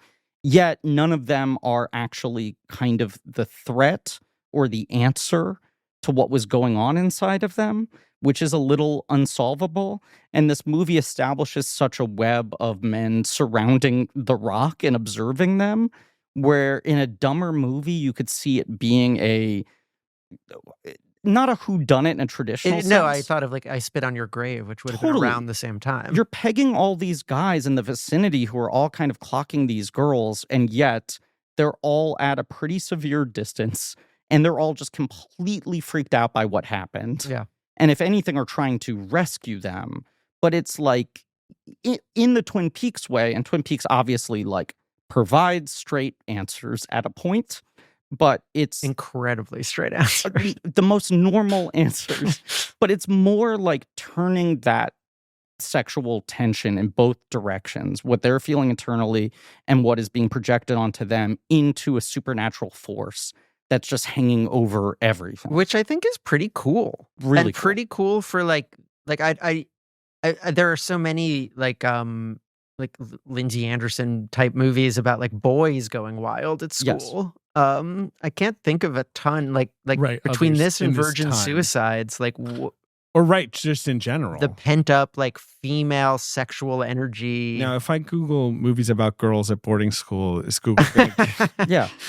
I Google recently will arrest you. I recently asked ChatGPT, which I try to not use. Mhm. You know, I try to not ask it, but I was like, I'm really curious about this AI. Like, if I asked it based on all of the information online about my new movie, which is called Teenage Sex and Death at Camp Miasma, to What tell do me you the think it plot is? of Yeah. the movie Yeah.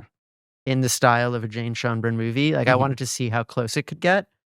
And it said to me, I can't tell you that because you're asking me for descriptions of teenage sex, and that is lewd and indecent. How and it said, how dare you? Yeah, And no, how literally. could you ask And it me said, this and question? I've put you on a list. Jesus Christ. More like chat gentleman PT. Yeah. So above board.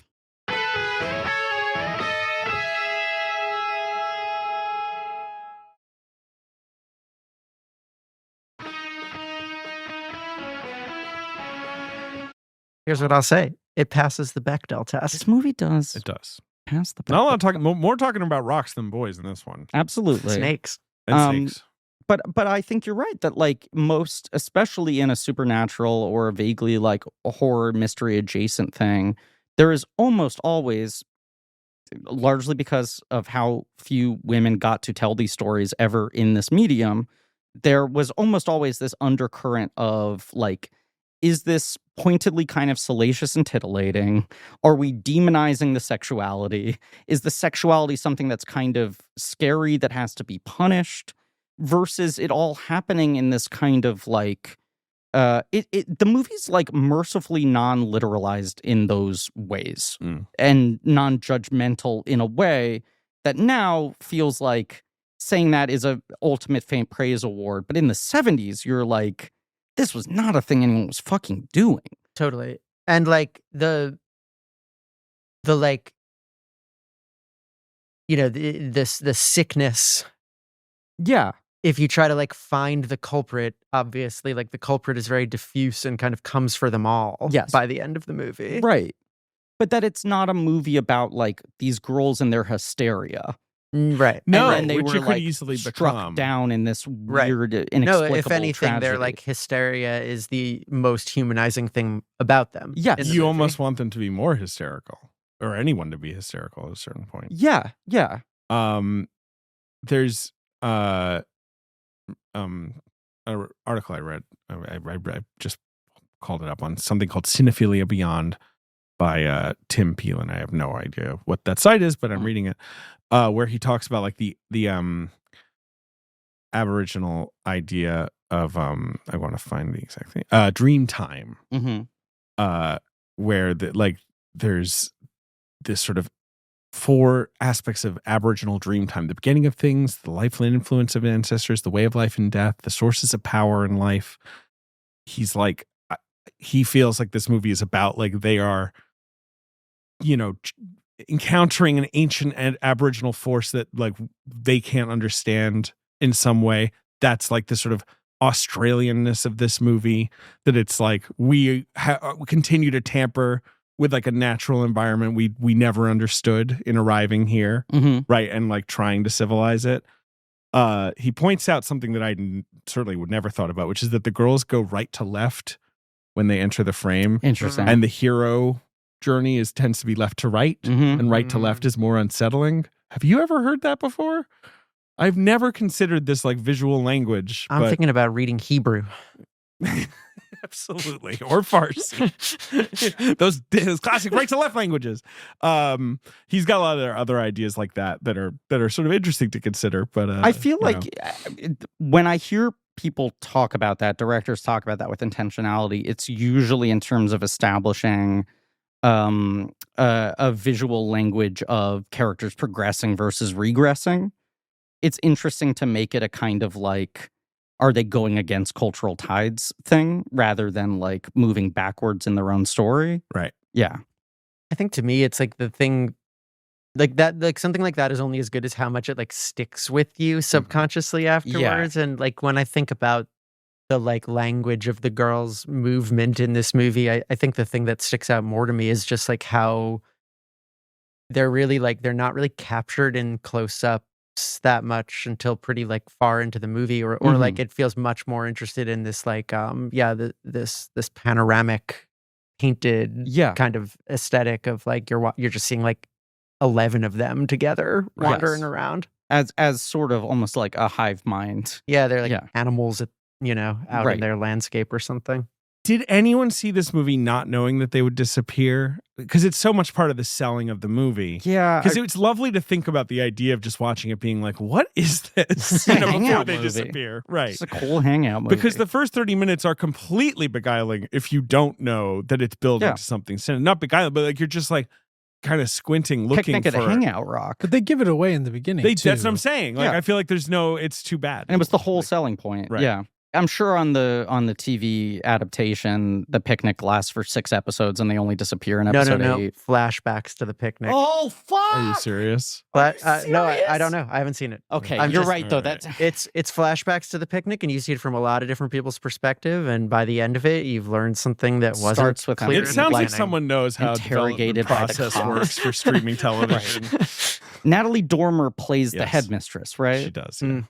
She's Mrs. Appleyard. Let's see what the fucking superstructure kind is. of wig did they get her in? Oh, God. It's, oh, my God. Samara Weaving was in there. I'm sorry. I'm sorry. I'm Go sorry. ahead, please. The series starts with her purchasing the house and being like, I could build a school here. Yeah. It's that one. At least it's It's- not like explorers from like 100 years ago being like, and what should we call this rock? Well, it's kind of hanging. Yeah. I don't know. It starts with the rock being straight, and then you see House the on rock start. hanging rock. I mean, Yeah. it sounds like the miniseries is a little more what I was describing of like it's got a bunch of theorizing after. yeah, Yeah. totally. Right. It's like That's how people you fill digging those into hours. right. yeah. Like what Yeah. did happen? Could it Yeah. have been this? Could it have been that? And that's definitely how you improve on this movie. It's a movie just screaming out for improvement. Look, Tell me. There's this one element that I feel like sticks out to me a little bit. Okay, Ben's playing the the music. Yeah, I it's believe so someone mentioned it. pervasive throughout the entire movie. Yeah. But damn, did I vibe with that shit. Yeah, no, it rocks. It made me actually really appreciate pan flute again. And just to be clear, I never Ben stopped. isn't playing this from his console. He's whipped out a pan flute and he's blowing hard on that shit in between, throwing in some hot takes. I just remember it being such a thing in malls, pan flutes. You'd see them on the street. It's like when a performers. ventriloquist It can like had drink a gotten- glass of water while the dummy talks. Like There's he's a sort of- saying and playing the pan flute. I think the pan flute has gotten a much worse rap than it deserves. Agreed. Yeah, And it's I a think great it's instrument. I think it's like something about Enya and Correct. pure moods. that's exactly what it is. It's that 90s world music chill out compilation thing. Yeah. that pan flute became associated. These are also the ones I'm hearing in my headphones are kind of like high note Sure, pan flutes. sure. Like I love a deep, that like Oh, yeah. like Rainforest Guttural. Cafe. Well, you're talking about the best restaurant in the world. Basically, yes, they were what? looking for the sound of the movie to speak to the pan and they flutes. found it. And Jim McElroy said, like, he had just watched some, like documentary Mhm. that there'd been this weird haunting music. And he called the producer. They played it. They were like, "We love this." It's George Zamfir, is the flautist, pan flautist. Sure. And apparently was like, I recorded all that shit years ago. You don't want that. You want some new stuff. And start sending new stuff. And they're like, no. We want the like haunting pan flutes. Like that's He that's why we're plugged in calling his you, electric sir. flute. I already missed the pan flute, and we just played it for a little while. Yeah, I could totally. listen to it all day. and Ben's night. curled up Totally. on the floor going through pan flute My withdrawal. at this point, my main YouTube algorithm suggestion is like it's like an 8-bit image of like a night by a fire, and it's just 10 hours of that pan flute music. Yeah, Can I just say, I think you folks are right that there was like a cultural throwing the baby out with the bathwater because Enya and fucking deep moods and whatever was seen as Which, like, by the way, I love it. That stuff rocks. It rocks. This is I listen exactly to what that I all the want to time. say. And here's the thing: we actually Enigma. we have not gotten anywhere further in relaxing music technology. That was the peak. Everything people have tried to do since then to Deep chill Forest. us out, backwards. Jean-Michel Jarre. the X-Files theme with some drums underneath it. Fuck. The X-Files theme is so good. There's going to be a new X-Files, right? And Ryan Coogler's producing Sure. this new X-Files. Oh, really? Yeah.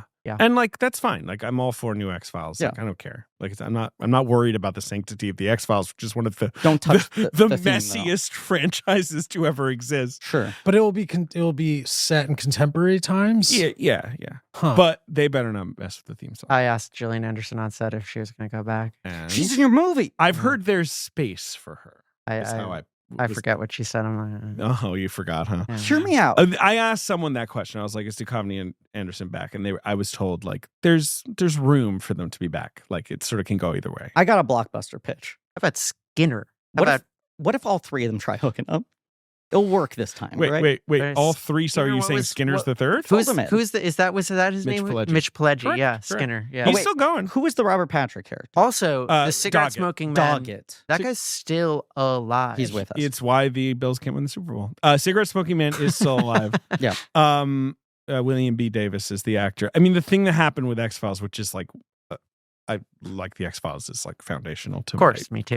growing up and Yeah. all that, is Chris Carter came back, did the new stuff, hmm and it was, God bless it, so heinous. Yeah, it was that it was rough. kind of like, can we take this guy out back? It is Please? crazy. Give the X-Files to anyone else. 3 times Yes. he was like, I think I'm ready to return. And people were like, yeah, movie sucks.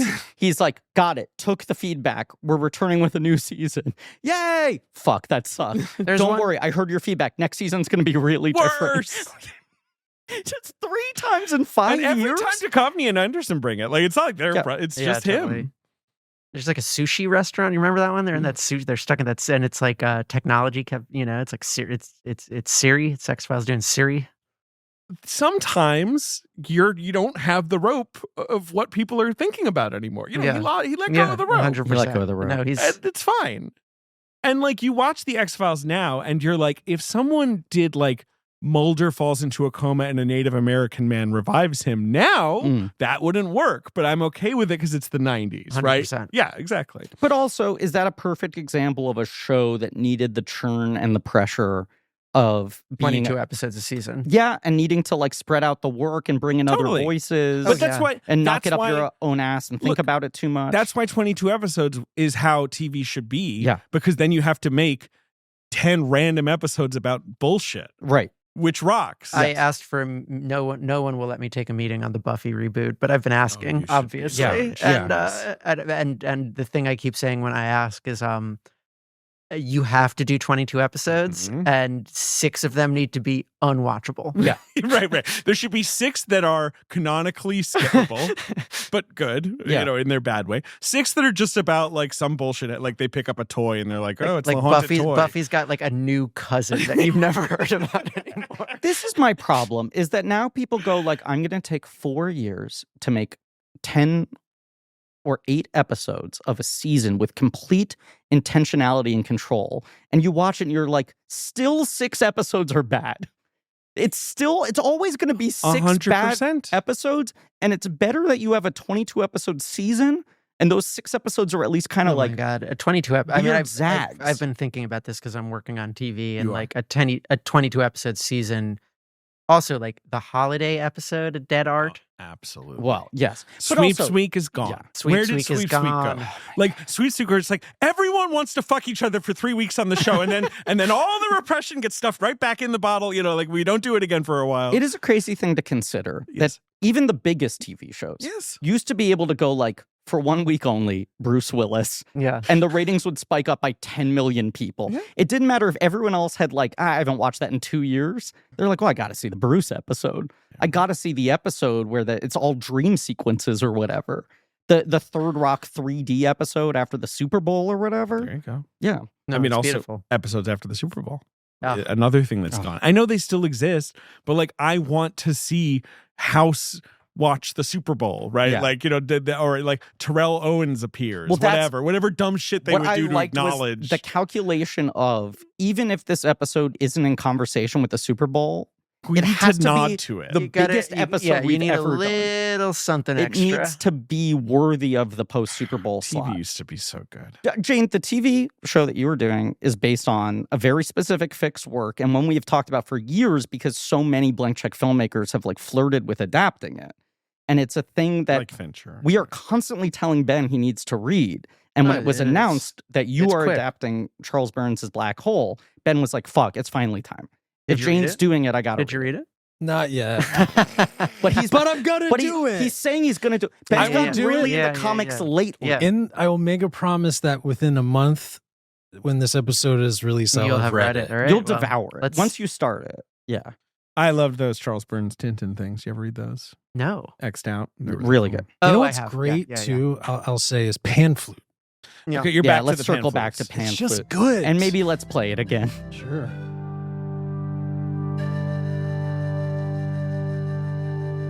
Now that's Slower. nice. Okay, Lower. this is your thing, Jane. This is your jam. No, it doesn't. Not yeah, low there enough? it is. There There we it is. go. There it is. Okay. The slightly, octave down. David, you love like spas and massages and shit I like do, that. and this is what's playing, baby. I Okay. love this stuff. Because I got a massage for the first time in a very long time. Where'd we go? Somewhat recently. I'll tell you off mic. Okay, fine. And they were playing like the fucking techno version Yeah, of this. sometimes they'll That's do what I that. hate is these hip places feel Yeah. like, oh, pan flute is lame. I can't play it. And I'm like, you're stressing me out right now. Yeah, it's If you time to put this return shit with a on, V. Yeah. I will calm down. I think it has something to do with like some of that like Lilith fair scorn. Sure.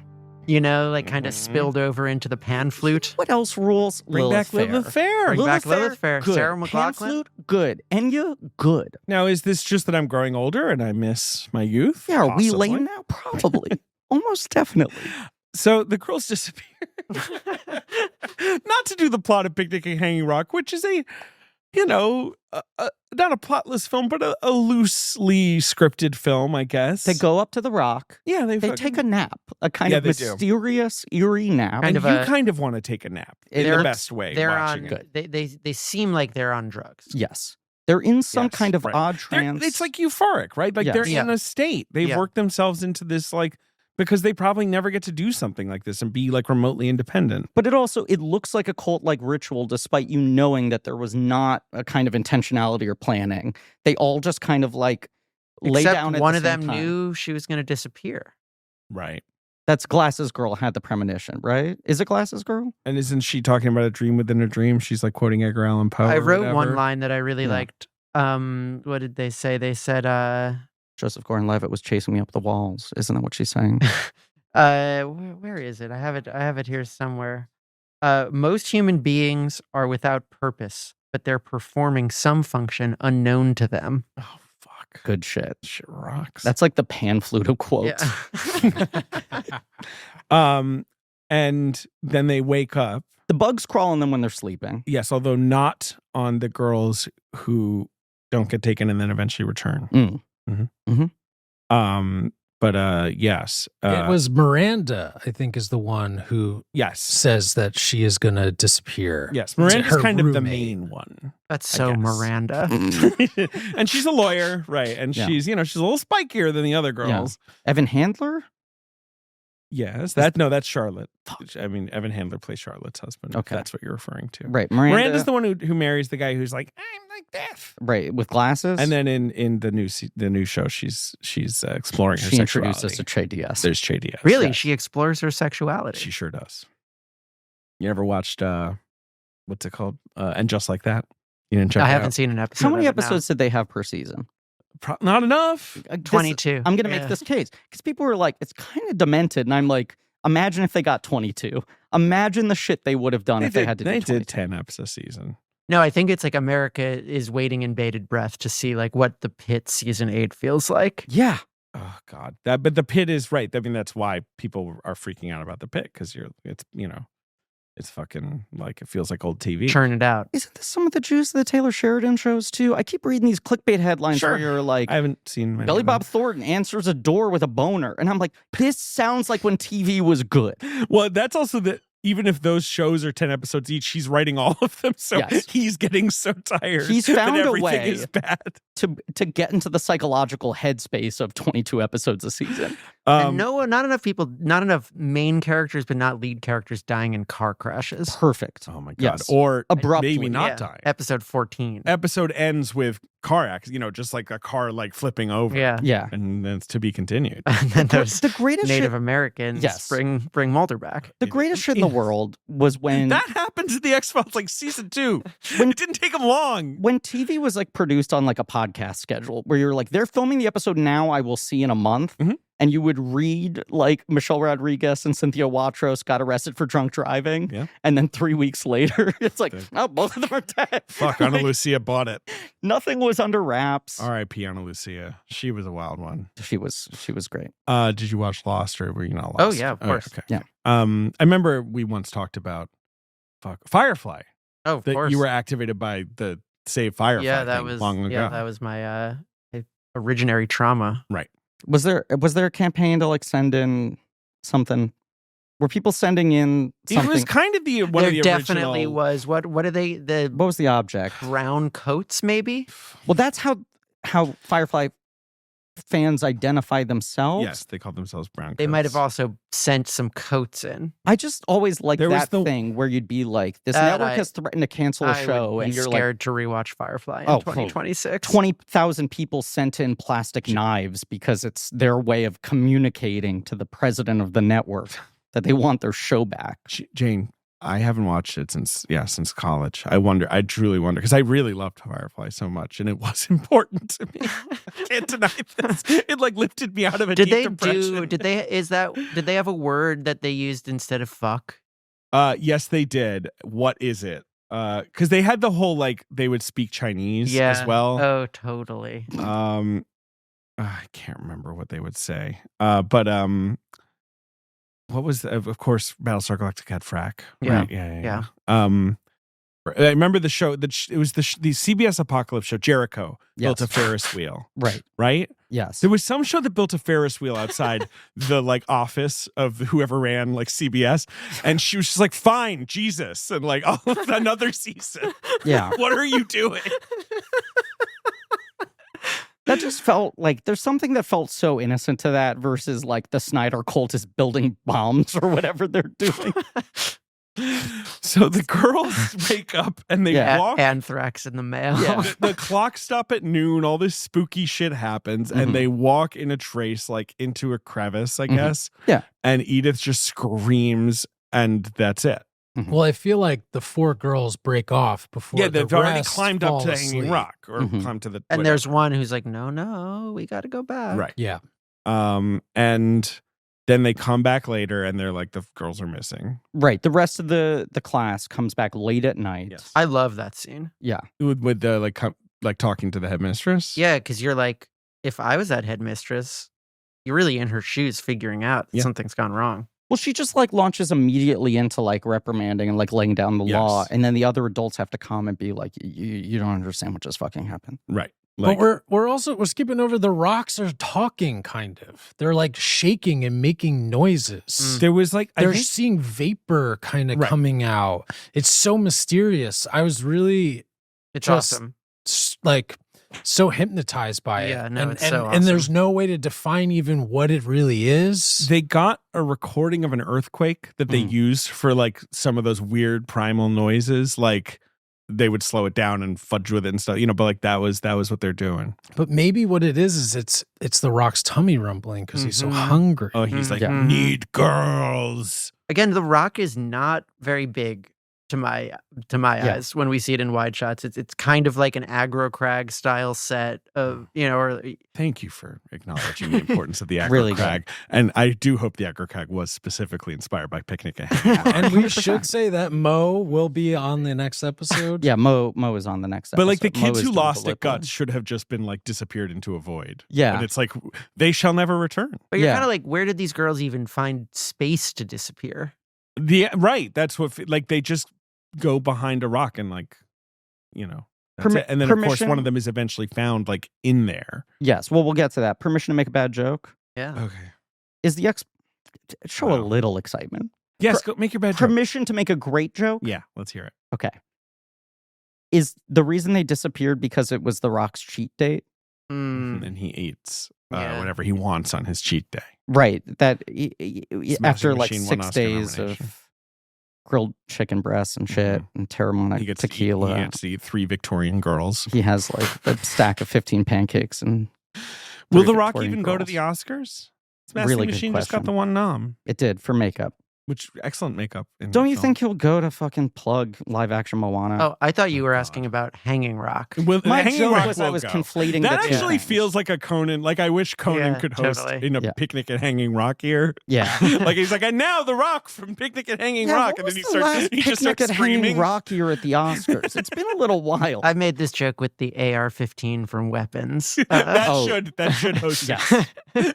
where it's just like costume design is integral to it's Right. just floating like this. Well, like June Sandworm playing the piano was fun, It was great. but I do want, now that like Conan's returning for a second year, I want him to go full like character parade. Yeah, Well, where- he where's should- no, but Preparation H. Raymond? Right. Like Where's do the masturbating like bear? 20 here's the pitch. anthropomorphized objects from Oscar nominated films. No, the pitch is, and he should steal this. The fucking opening video is Amy Madigan makes him run like this through all of the other movies. That's good. Right, like she just can't, and because like Conan and Amy Madigan is cooking with gasoline. Like the two of them will be great together. Yeah. And then he's just doing this. I mean, running through Marty Supreme or whatever.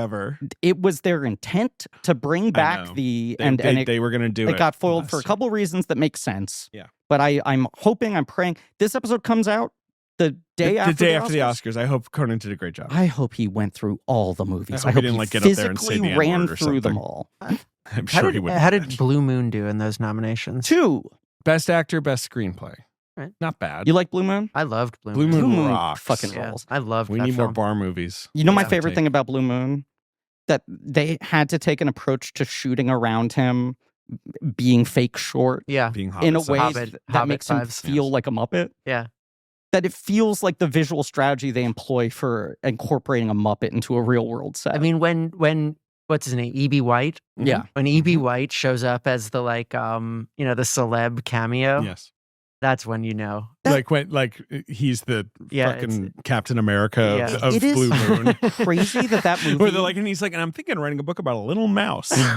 It is insane that movie is so good that it does like 6 Walk Hard. Right. Like it does. here's like, little baby boy Stephen version of, Sondheim. Right. and I don't ding it for any of them. No, it's awesome. Blue Moon is a blast. That was just, It I was. was hooting and hollering and feeling crazy about, Loren's heart. Yeah. Oh my god. I went through the arc of being like, yeah, this is good for what it is. It's fun. To by Right. the end being like, is this the most devastating thing I've ever seen? Does this rock and roll so hard? Linklater's good. I went to see it. I did my own double feature at the little movie theater upstate. Was playing both that and The Black the Phone other 2? one. No, I did see Black Okay. Phone 2. No, Nouveau Vague. the Nouveau other- Vague, right, yeah. right. Because there were 2 different kind of Barbenheimers you could do. You could do Nouvelle Moon, or you could do Black and Blue. Blue Phone 2. You could do the 2 Hawks. Oh, Did that's you- true. That's true. Because I forgot about Ethan Hawke. Ethan Hawke not really in Black Phone 2 that much. I think he phoned that one in. Literally. Did you like Nouveau Vague? not really. Yeah. It was okay. You know was what? okay. I was also hungry, and I knew I was doing the second one, and so I did leave halfway through to go Sure, get sure. a chicken parm gyro. Well, I mean, Chicken Wait a Parm second. Gyro, that didn't put the movie over the line for you. Buried the lead on plus this. there. Let's talk about Black Phone 2, though, because Please. I feel like I choose your battles in terms of like I'm a filmmaker. It's not You don't want to talk shit. you don't want to talk too much shit about other filmmakers, but one film I feel comfortable talking shit about is Black Phone 2. I have to say, Did you like Black Phone 1? I didn't, but Neither did I. I think that it's a whole different ballgame because Sure. yes. Right. I only saw Black Phone 2 because people were like, but this one's kind of fun. It's kind of like nightmare. It like makes it Nightmare Right, on because Elm he's Street. dead, so he's just like Yeah. a weird The first monster. one felt like a Right. pretty complete statement. Yeah. And I was puzzled by them attempting to make a second one. And then I saw the trailer and I'm like, if you're using this as a way to backdoor the new Black Door. a new kind of like 100 comedy Blumhousey, points. like, Yeah. whatever. there's a new- like there's a Black new Phone Dream takes Monster. Manhattan. There's a new Yeah, bad right. guy. right. The phone goes to hell. Like whatever. But I I'm will like, say the grabber, The grabber. try harder. He grabbed. absolutely. Try harder. He grabbed people. I understand that was his name in the first one, but if he's going to become supernatural, he's got to rebrand. Yeah. Yeah. So to what? Phony. Freddy Grabber, Yeah. He no Grabby Kruger. full spoilers ahead for Black Phone 2. Mm. Warning. No one dies. Good. He kills not a single victim. Okay. Good. Okay. Everyone survives. Right. Everyone is Christian. Good. The Christian stuff in that movie is amazing. It's so. Did you guys? Neither of you guys saw Black Phone 2? You saw it, didn't you, David? I Nope. didn't see it. No, No, I All didn't see right, it. I'm speaking into No, the no, void no. here. I heard about this. I think it's good because for too long these horror films have presented lead characters with abominable behavior and actions that I don't condone, and these filmmakers are presenting it like they're heroes. I Yeah. watch these Jason movies. I'm supposed to be rooting for this guy. He's killing people. I like to hear that the grabber is obeying the law. But there's this kind of like the attitude that the movie takes is that being a Christian is sexy. What? Yeah. Like in a Like, good way? Yeah, that like there's like one character who's like, and I believe in God, and then someone else is like, that's sexy. It's really, I this would have been better if you guys had seen it, but Is the Black Phone- grabber Jewish? Like what is the framework here? The grabber is basically Black Phone 2, it's at like a camp, right? Or yeah. There's some element of that. They get him to a camp somehow, and guess what is lurking at this camp? Grabber? A phone. A payphone. Oh, Yep. sure. David. And guess who's calling on that payphone? Grabber! Yeah. Okay, good. Hey, got it that time. And also the grabber's victims again. That's Oh. because it's like like they're just repeating the it's trope of Black Phone it's of like oh, the classic thing that happens with the grabber is that the dead they talk to you. the Right. victims help you and pump you up. Right. Which I didn't really And when like in the first one. When they pick up the phone, is Ethan Hawke like, they offered me 10% of first dollar gross, and I didn't even have to come to set. really worked out with Sinister and the Purge. He did one day on Okay. set of Black Phone 2. That's what I heard. He's and he is grabbing up a storm I on mean- that one day. Also, like, honestly, like, do not bemoan Ethan Hawke pulling that off. whatever. Nice work if you can grab He's it. got one of those like like the grabby kind of hand No. things. Are you fucking kidding me? No, I wish. like one of the toys? Yeah, like, he's got a couple of those toys, Oh, he is the grabber. extender. He's You're grabbing. making this sound excellent. Most of the movie takes place on like a CGI frozen lake. I will Perfect. not I be love tricked those. into watching this movie as I was tricked into watching the first Black Phone It's by some people being like, it's kind of interesting. And I watched and I was like, no, thank you. but it has the same like pretension of Yes. seriousness That's what I to it. find is often true with Scott Derrickson excuse movies. me, it's about trauma. Yeah. The Black Phone is about trauma. I recently watched his Day the Earth Stood Still remake. Don't know why I did that. Mm. It's not very good. Mm. He's made a couple movies I like. Name them. Doctor, give me the news. I like Sinister. I think Sinister is like pretty effective. Like I don't think it's like some I don't know that I've masterpiece. seen Sinister. Yeah, I never saw But Sinister. Sinister is like actually gnarly. Haunted and- Projector? fucked up home movies. Okay. It seems like there's something fundamentally at odds in the Black Phone 1 thing that where it's like it wants to be like this guy is like actually just like a pedophile and we're Right. just gonna like linger in his like absolute grotesque shit. Yes. And also like we don't like that. We want you to know that The grabber's no good. yeah. I think the grabber actually should be arrested and maybe like taken to court for some of his crimes. Maybe the justice system needs to have a say on the grabber. The grabber meets Lady Gaga in prison. Someone's got to save the grabber. Yeah, I guess that's kind of it. I mean, I sort of enjoy Doctor Strange, but like that, the Marvel movies are always a grab bag of who really. Grabber bag. Yeah. Indeed. That's about it. Because I didn't like Exorcism of Emily Rose, which is sort of his breakout. No, never saw that one. Yeah. Deliver Us from Evil? That's a movie he made. Never saw that one. No, I haven't seen that one. Yeah. That's an F Cinema score, I think. hmm I'm trying to figure out what movies to play at my birthday party, and I was Googling best comedies, and I came across a Letterboxd list that The Derrickson That's man? Yeah. Scott Derrickson made. a Scott Derrickson Letterboxd list of the 100 best comedies of all time. And you're going to do those for your Yeah, birthday? yeah, we're All going 100. 1-to-1 hundo. chronological. It was a good list, It was He seems to have perfectly Yeah, good lists. it was a Like, good I don't list. know Do you remember Scott his number Derrickson. one? it was chronological. I don't think there Oh, was okay. a number one. Okay, fair enough. It was more Okay, like 100 so- years, 100 But you laughs. wanna do Workers comedies. exiting the factory. I was looking yeah. for inspiration. Mhm. Do you do a theme for your birthday? I did last year. What'd you do last year? Well, actually, this year I was like, I'm thinking I might do VR as a theme, and my best friend was like, "Wasn't that last year's theme?" Mm. So like Lawnmower Man. And then I was like, "No, last year's theme was time travel." And then my best friend was like, "Didn't you show Strange Days last year? Great movie. There's no time travel in that movie." No. No, There this is VR. Squids. I don't think I'm going to do a theme this year. Fair I think enough. I want to show Pee Wee's Big Adventure. I mean, Griffin Sarah movie. cannot go wrong. that Pee-wee and Picnic now get to sit next to each other in the Criterion Closet. Oh, sure. Alphabetically. Yeah, close to. Yeah, absolutely. Yeah. Performance in between. The peas, man. That's where it's at. Perfumed nightmare. Yeah.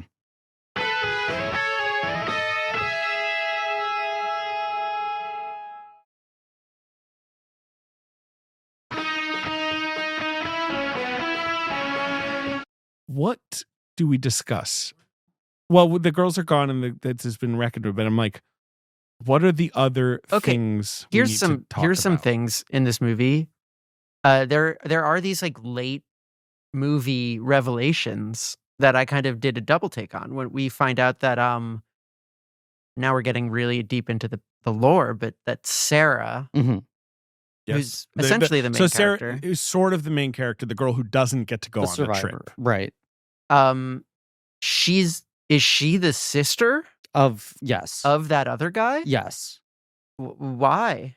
How? That's one of the I will say the deleted scenes in the theatrical cut. Maybe explain that. No, I watched them. They're more in depth on that. Yeah. And I think that feels more elusive in the director's cut, where you're like, why is this kind of just nodded at without really There's like 5 minutes left in the movie, and all of a sudden I'm finding out that those two characters who never interacted are brother and sister? Yeah. There's like earlier scenes in the theatrical cut that are not bad, but I understand him just being like, no, this is not where the action is. Right. I mean, they basically just got separated because she was at the orphanage, and then I guess somehow ended up at this school, they lost touch. I think it turns out that her tuition hasn't been paid at a certain point, right? Like some benefactor, whatever guardian, right? But it's a reflection of like, if you are not born into class and wealth in this kind of society, right?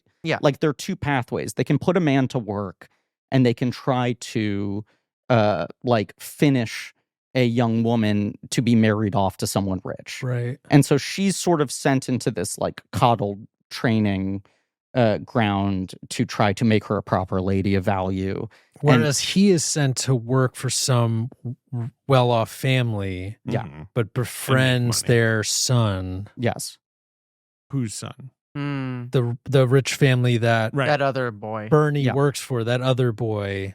And they together are in the woods when they witness Michael the girls is the walking rich guy. to the top of the mountain. And then, And then, make this effort to try to, if not rescue them, at least try to follow up and understand what happened. Did this come after the Go-Between, the Losi film? Incredible movie. Thank you for shouting it Good out. question. That film came out in 1971. Yeah. And it's also based on I feel like there's some Go-Between bleeding into this one. A movie that, my father's favorite movie of all time. It was The Go-Between. Sensitive man. No, Saturday Night and Sunday Mornings was his. No, that's the movie that my dad was like, that movie is about my life when I was that age. But, the way my father reacted to Marty Supreme. That's you. That's the kid at the end. The way my father reacted to Black Phone 2. Grabber! I always wondered why your name was Jane Schoenbrun, hyphenated. But Go-Between, Todd Haynes used the score from Go-Between for May-December. Yes, of course. Yes. Just used it. And when I brought it up to him, he was like, yeah, it rocks, right? Doesn't that movie rock? It does rock. Also, that book is incredible. The book is incredible. I read it a few years back. It is incredible. But so you have Michael, who's the English boy, the rich boy, who is just like haunted by that. I guess haunted by that he can't fix it. Right? Is that the simplest way to put it? He has these vivid dreams of Miranda where she's sort of like a bird, right? Or a swan. But it's like, it feels like he's also just like, I was there, I was watching. He was the last, they were the last two people to see them. And I let them disappear. Am I wrong to say that like, it feels like the film, there's something like a little rapey with those two. There's something at least like creepily voyeuristic about what they're doing. Well, they're like, look, a bunch of girls. They also just kind of appear in front of them. The movie is playing off the energy of something significantly worse and more inexplicable happening before anything bad is able to happen from their actions. Like if I was writing the miniseries, those boys would be suspects. Sure. Right. Yes. And it's quiet in the movie, but it is, it's not hard to read that in. And then instead, they become almost obsessed with figuring it out. They almost feel a little emasculated by the fact that it's not a thing totally. they can solve. They can't be like Prince Charming and save the princesses. But I also think part of it is the inexplicable nature of it is breaking their brains. But to witness something that they cannot even get their heads around. But his buddy is Bertie, yes. Albert, right? Mm-hmm. Who's like Australian. Albert's the one who finds Irma, the one who doesn't disappear, but doesn't know what happened. Yes. And like her feet are untouched, right? So it's like, it's like she does seem to have maybe been suspended and returned. Doesn't he go pass out, ends up with the same bruises, and then when they find him, he has the swath of cloth in his hand. Totally. No, it's Michael who does that. Yeah, that's okay. And then Albert goes to the rock after that happens, finds Irma. Yeah. She doesn't know what happened. And then Albert is the one who, recounts the dream where, it's sort of revealed that Sarah was his sister. Yeah. I guess. And that she, in this dream, essentially said, I've got to go. And then it's revealed that she, threw herself off the building and crashed through the greenhouse. This is the end of the movie. Well, now you're jumping all the way to I'm just telling you. Well, because this whole, as we were saying, the whole other thing is that she's told Mrs. Appleby, the headmistress, whatever. Yes. Yeah. That they're behind on the payments. Right. And she's also doing the brass tacks of like the great tragedy in her eyes of 3 girls going missing is that's 3 fewer tuitions. Yeah. It sucks. In the immediate, beyond even the fact that now the reputation of the school. They're surrounded with these horrible fucking vibes and the business is never going to recover from this. Yeah. So I don't think I want to send my kid to the Hanging Rock school. But so just as a way to immediately cut costs, she's just I'm sending them to Looming Rock. Right. Yeah. Maybe Black Phone 2 school or whatever. Let's kick this freeloader to the curb. Yes, yeah. Right. You She's no longer becoming have more any fun. cruel and merciless in this. And she's, expresses she had a terrible experience at the orphanage previously. But I don't know, but the headmistress, in the end, it's like she's like coping with something too, it almost feels like. Well, I think she had a connection to her colleague, who we haven't really mentioned, is also one of the people that disappears. Totally. Yes. Right. Oh, and there's some kind of like maybe there's some sexual repression-y kind of stuff going on. It's very hard to read Yeah. into some of this stuff, but it feels like it's there. McCraw, I believe is her name. Because then there's also Jackie Weaver, Yes, who is sleeping with that guy. The sort of groundskeeper. Yeah, they kind of have like a Gosford Park upstairs. This is the go-betweeny thing. Yeah. Right, yeah, exactly. And you get the sense that the headmistress is kind of pissed off about that. She's Yes. like, you guys are having sex? Yes. But it's... But this is all stuff that's happening in the movie where you are like, what am I to grab on here? Yeah.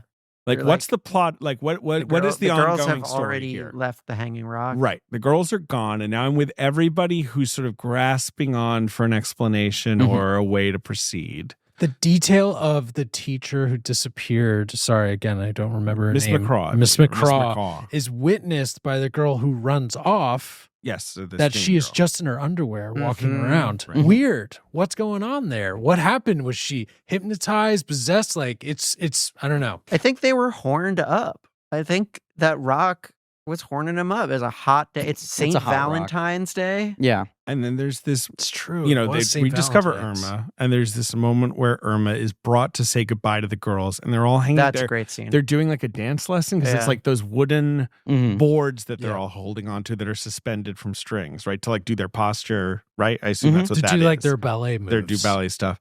And then they all just go feral and start like screaming at her. Because they're like, you did it. Like, it's your fault. They are the American critics saying, explain it to solve us! the mystery.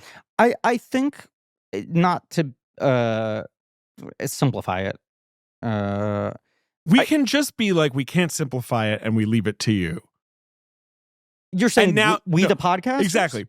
Now that we've said that, you can also go ahead and simplify it. We all acknowledge that, yes, part of it is just kind of like... I don't claim to have the ultimate reading, but this is what I feel while watching this movie. We talked about it a bit in our True Grit episode, in our Coen series. But that, like, the ending of that film, which I find so powerful, is kind of like, this young girl is broken by this experience.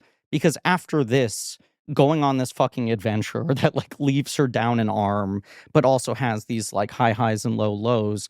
The notion of like, great, and now go to finishing school and like make yourself a proper wife for someone to buy and like, funnel into this system is just a thing that she cannot wrap her head around anymore. And I think a lot of this movie is about, to me, in my view, a society that is not giving these women any outlet to ever like express any emotions or autonomy. So all these things of like, what are these like repressed, unspoken things going on beneath the surface? It's not that the movie isn't communicating them to us. It is that these characters do not even see a pathway to being able to communicate them to each other or perhaps even admit them to themselves. Right. And what is like motivating them to go to that rock is like being horned up, but it's also this feeling of like, Jesus Christ, are we just like stuck on this conveyor belt for the rest of our fucking lives? And I think it's part of what makes everyone so freaked out about them disappearing is to a certain degree, it's like, well, this is scary. What ominous kind of unknown thing is lurking around here? But also, other than that, what's our future? We're all going towards the exact same fucking thing. Don't like it. No. And like, this girl gets told that she's going to get kicked out of the school. She immediately is like, well, I guess it's suicide. There's like no third option for these people. And not that the group of girls go to the rock with ideations of death to begin with, but it's more just this feeling of like exploration of, is there anything else out there, even for a moment, before we have to return to like the straight line we're expected to walk on? Because the world of this movie is very small. And, some of that you can say is like budget limitations. But I think much like, Halloween gaining power from not being able to afford extras, there's something about how limited the scope is of the world this is contained within. The fact that, we see the police coming in and trying to solve it, but the movie doesn't zoom out to like this becoming a national news story in a way that really, really broadens its aperture. You're stuck in this like very kind of claustrophobic existence the whole time. And death is like kind of the only way out of it. Sure. I mean, that is the way out for Sue. And we learn it's the way out for Mrs. Appleyard. Mm-hmm.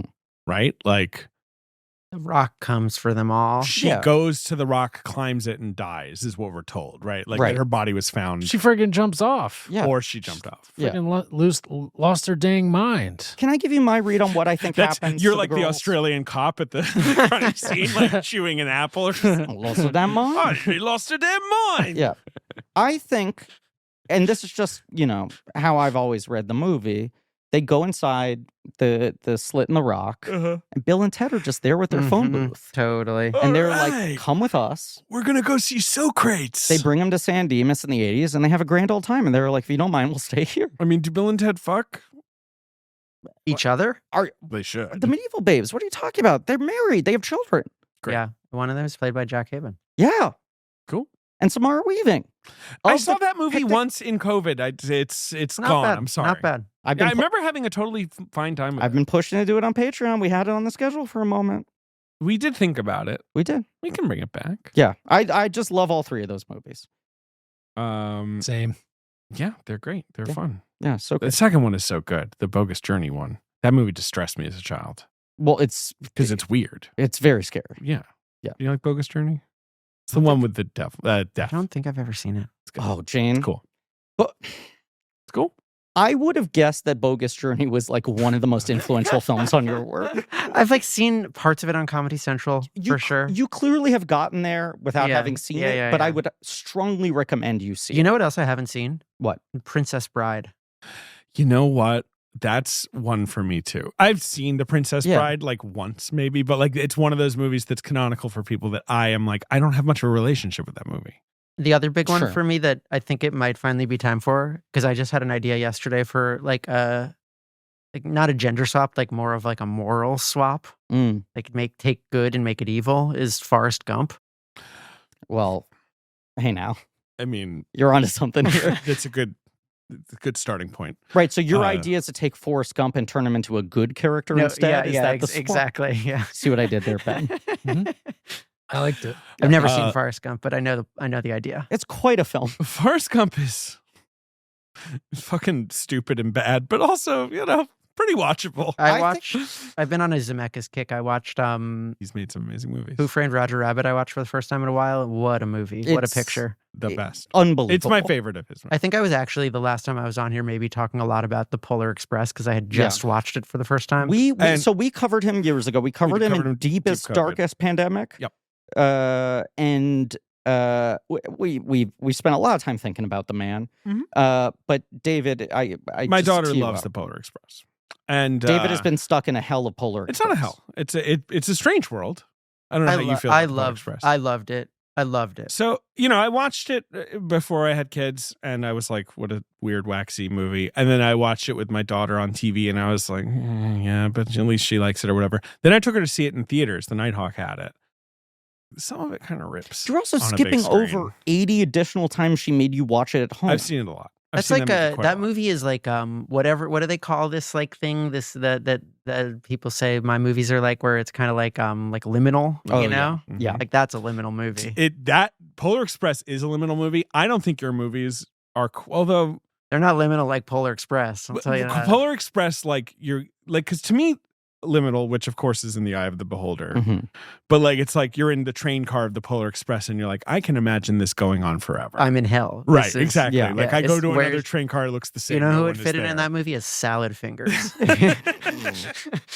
And now we're getting a liminal space movie this year. Right? We're getting The Back Rooms. Yeah. Oh yeah, totally. Directed by a 19-year-old, which I'm all for. I'm like, yes, let's have 19-year-olds make creepypasta movies. And the train conductor's in that, right? Yeah, he's gonna be there. Yeah. He's gonna be like, welcome to the Polar Express. That little hot. I mean, it's something that my daughter has not clocked, and I keep waiting to see if she ever does, where I'm like, this movie is sinister. Yeah. He's not nice. No. He's really weird and mean to them. He's quite mean. Yeah, and I know that's sort of the bit of he's kind of stern, but he's got a heart. Your daughter's but a sensitive kid who I feel like reacts to those things. Yeah, but she likes the rules, and there's a lot of rules in Polar Express. A tremendous amount of rules. Right.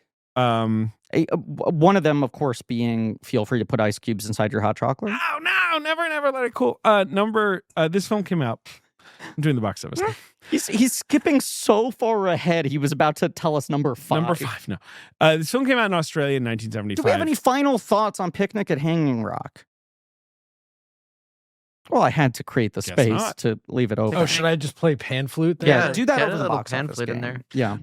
This film came out in Australia in 1975, but then, sort of slowly works its way around the world. It does make a lot of money in Australia. It doesn't come out in America, as far as I can tell, Griff, until 1979. Whoa. February 2nd, The year of Alien. The year of, there you go. Yeah, there we go. So I'm giving you the box office week for the 2nd of February, 1979, Okay. Number 1 of the box office is a superhero film. It's been number 1 for 2 months. It's a big movie. It's called Superman. Do you care about Superman, Jane? Who's that? Christopher Reeve. Where's Who's that? Blue and red. He's kind of a Superman. Is that the guy who played Atticus Finch? No. He's a newspaper man. I've actually never seen the original Superman. It's pretty good. I should watch it. Richard Donner? Yeah. Richard Donner. Yeah. 75% of it is the best shit on Is it earth. Brando? Yeah. Brando. Oh, I gotta see it. Brando. Yeah. Brando has been tightly woven into a Kryptonian suit. Should Gene I watch? Hackman. And I haven't seen the new Superman, but I kind of wanted to. New Superman's fun. Yeah. Yes. Maybe I should do them both back to back. Yeah, and skip everything in between. Yeah. You'd be fine if you did that. Absolutely. Number 2 of the box office is a comedy. A comedy. An ensemble comedy. It's anthology. It's an ensemble Anthology. anthology comedy. It's From- not Kentucky Fried Movie, is it? No. Think Airplane? worse than those 2 movies. Or think less cool than those movies. But it is anthology. It's not like sort of. the Groove Tube. No. Less No. cool than Kentucky Fried Movie. It's too early for famous- Amazon Women on the Moon. No, so you guys, again, you're thinking cool. It's really here. lame. No, it's not even lame. It's just Okay. very mainstream comedy of the era. Yeah. One of the big comedy figures of this era. Oh, is it the Neil Simon? It's a Neil Simon. It's the hotel one? Yes, he made multiples, but this is one of them. Yes. It's called It won an Academy Award. He made multiple There's multiple, hotel like- ensembles. Yes. Correct. Yes, We're at a yes, hotel, yes. and there's going to be 4 mini stories about basically people a at the franchise. hotel. 4 rooms. This is California Suite, That's which what it's Maggie called. Smith won her first or second Oscar. Second. Sure. Wild. She's good in it. I've never seen I've it. seen California Suite. Yeah. Bill Cosby's in it. great. And Richard Pryor. Well, Yeah. Alan Alda, I don't know Michael how Caine, Yeah.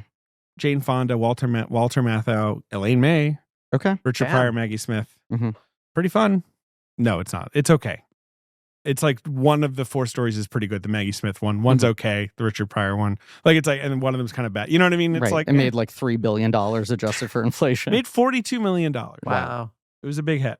Mhm. Number 3 at the box office is something I have never heard of. I have to look it Okay, up. that's exciting. Okay.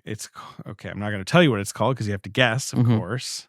Okay. So there was a book, Okay, I like it so a far. nonfiction book. Okay. 28 million copies of it were sold. Okay. The Secret. It is a treatment of what I want to call dispensational premillennialism, comparing end time prophecies in the Bible with current end time prophecies, right? Of the time. Uh-huh. So it's like doing all that stuff. This book gets turned into a film Okay. narrated by Orson Welles. Fuck. That's Yep. just him being like, no, the Old Testament, you know, like, and talking about all this yeah, shit. I know this movie. You do? Yeah, because it's like a bizarre curio. It is. It's not called fuck. It's not called The Final Something, is it? No, I'll tell you what it's called. Yeah. The Late Great Planet Earth. Whoa. Okay, that's a different movie than I was thinking of. Okay. Yeah. Well, that's what it is. When I watch like old Siskel and Eberts, they will rail about how like once a year there's a movie like this. Yeah. Mhm. Yeah. And they were like the weird faith-based box office phenomena of their time, which were like quote unquote documentaries that stoked like end time spheres. Yeah. Wow. There's the Search for Noah's Ark, which is like a That's really another one. big one. Yep. A couple years later. They in would the also early just, there would be 80s. movies that was just like, we have a hot air balloon and we took some fucking pictures of the ground from it. Totally. Well, And that's- people didn't have like, you know, other ways to see that That's in like color. that's an earlier, more innocent time. By the time you get to the 70s, there's a documentary that's like, did we film an interview with God? It costs you $2 to find out. And people would rush out and they'd be like, no. And they're like, ha, we got your money. And they'd run for the hills. Number 4 at the box office is an action comedy that was a gigantic hit. In 1979, is it Silver Streak? No. It stars a guy who didn't make a lot of comedies. And in fact, we wanted to talk about him indirectly with Jane, and this is a way to do it. Here we go. It is one of the 2 Clyde the Orangutan movies. It is one of the 2 films in which Clint Eastwood acted You alongside a wanted monkey. to talk an ape. about Clint with me. No, we want to We're talk not about talking Sully. This Clint's is we're building a horses bridge related. over Yeah, here yeah, to got Sully it, because we got it, forgot got to it, do got it it. last time you were Yeah, on. yeah, We yeah. got to do it Yeah. before this episode But ends. what the film is called? Okay. It's the first one. I Have you always seen fuck up either on of the this. movies where No, Clint which is kind of No, like- I haven't. mucks it up with an I haven't, orangutan? but I know It's about actually them. insane that I haven't seen A them. lot of my like movie knowledge comes from The Critic. Yes. Sure. Right. I feel like there are a couple bits on The Critic Yeah. about this. Definitely. Yeah. I just feel like one of my top 5 favorite movie stars of all time is a monkey.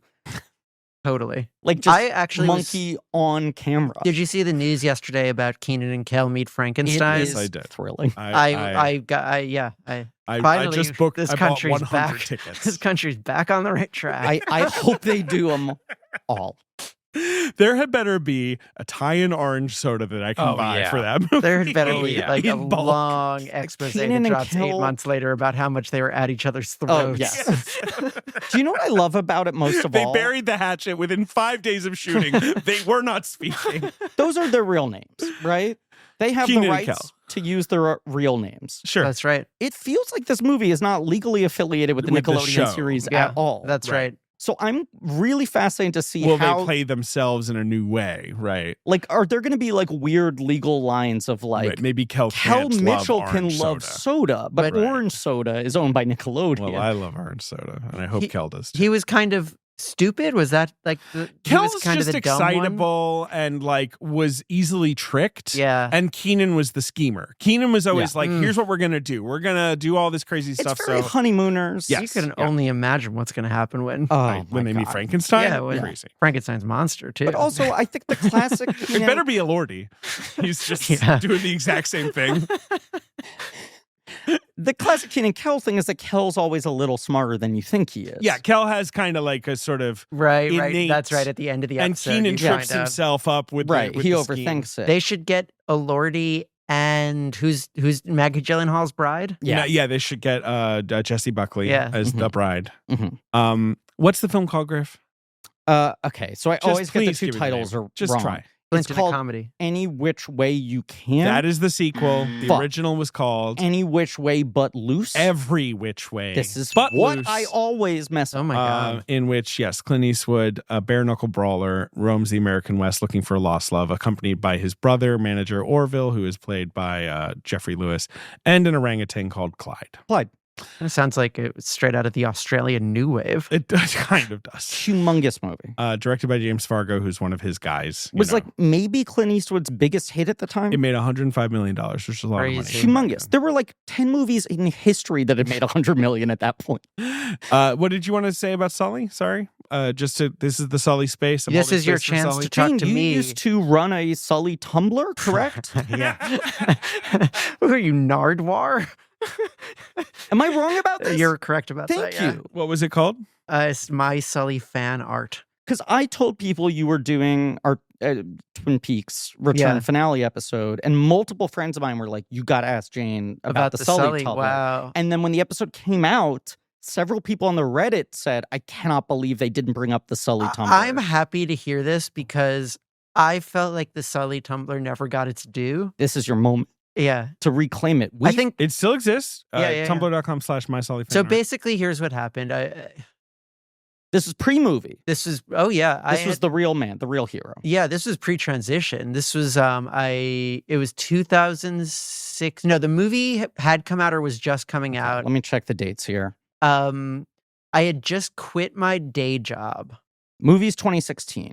I kind of had these like dark years between 2016 and 2019, 20 that were sort of like, am I trans? Mm-hmm. This was one of the main coping mechanisms. Was My Sully fan art. Yeah.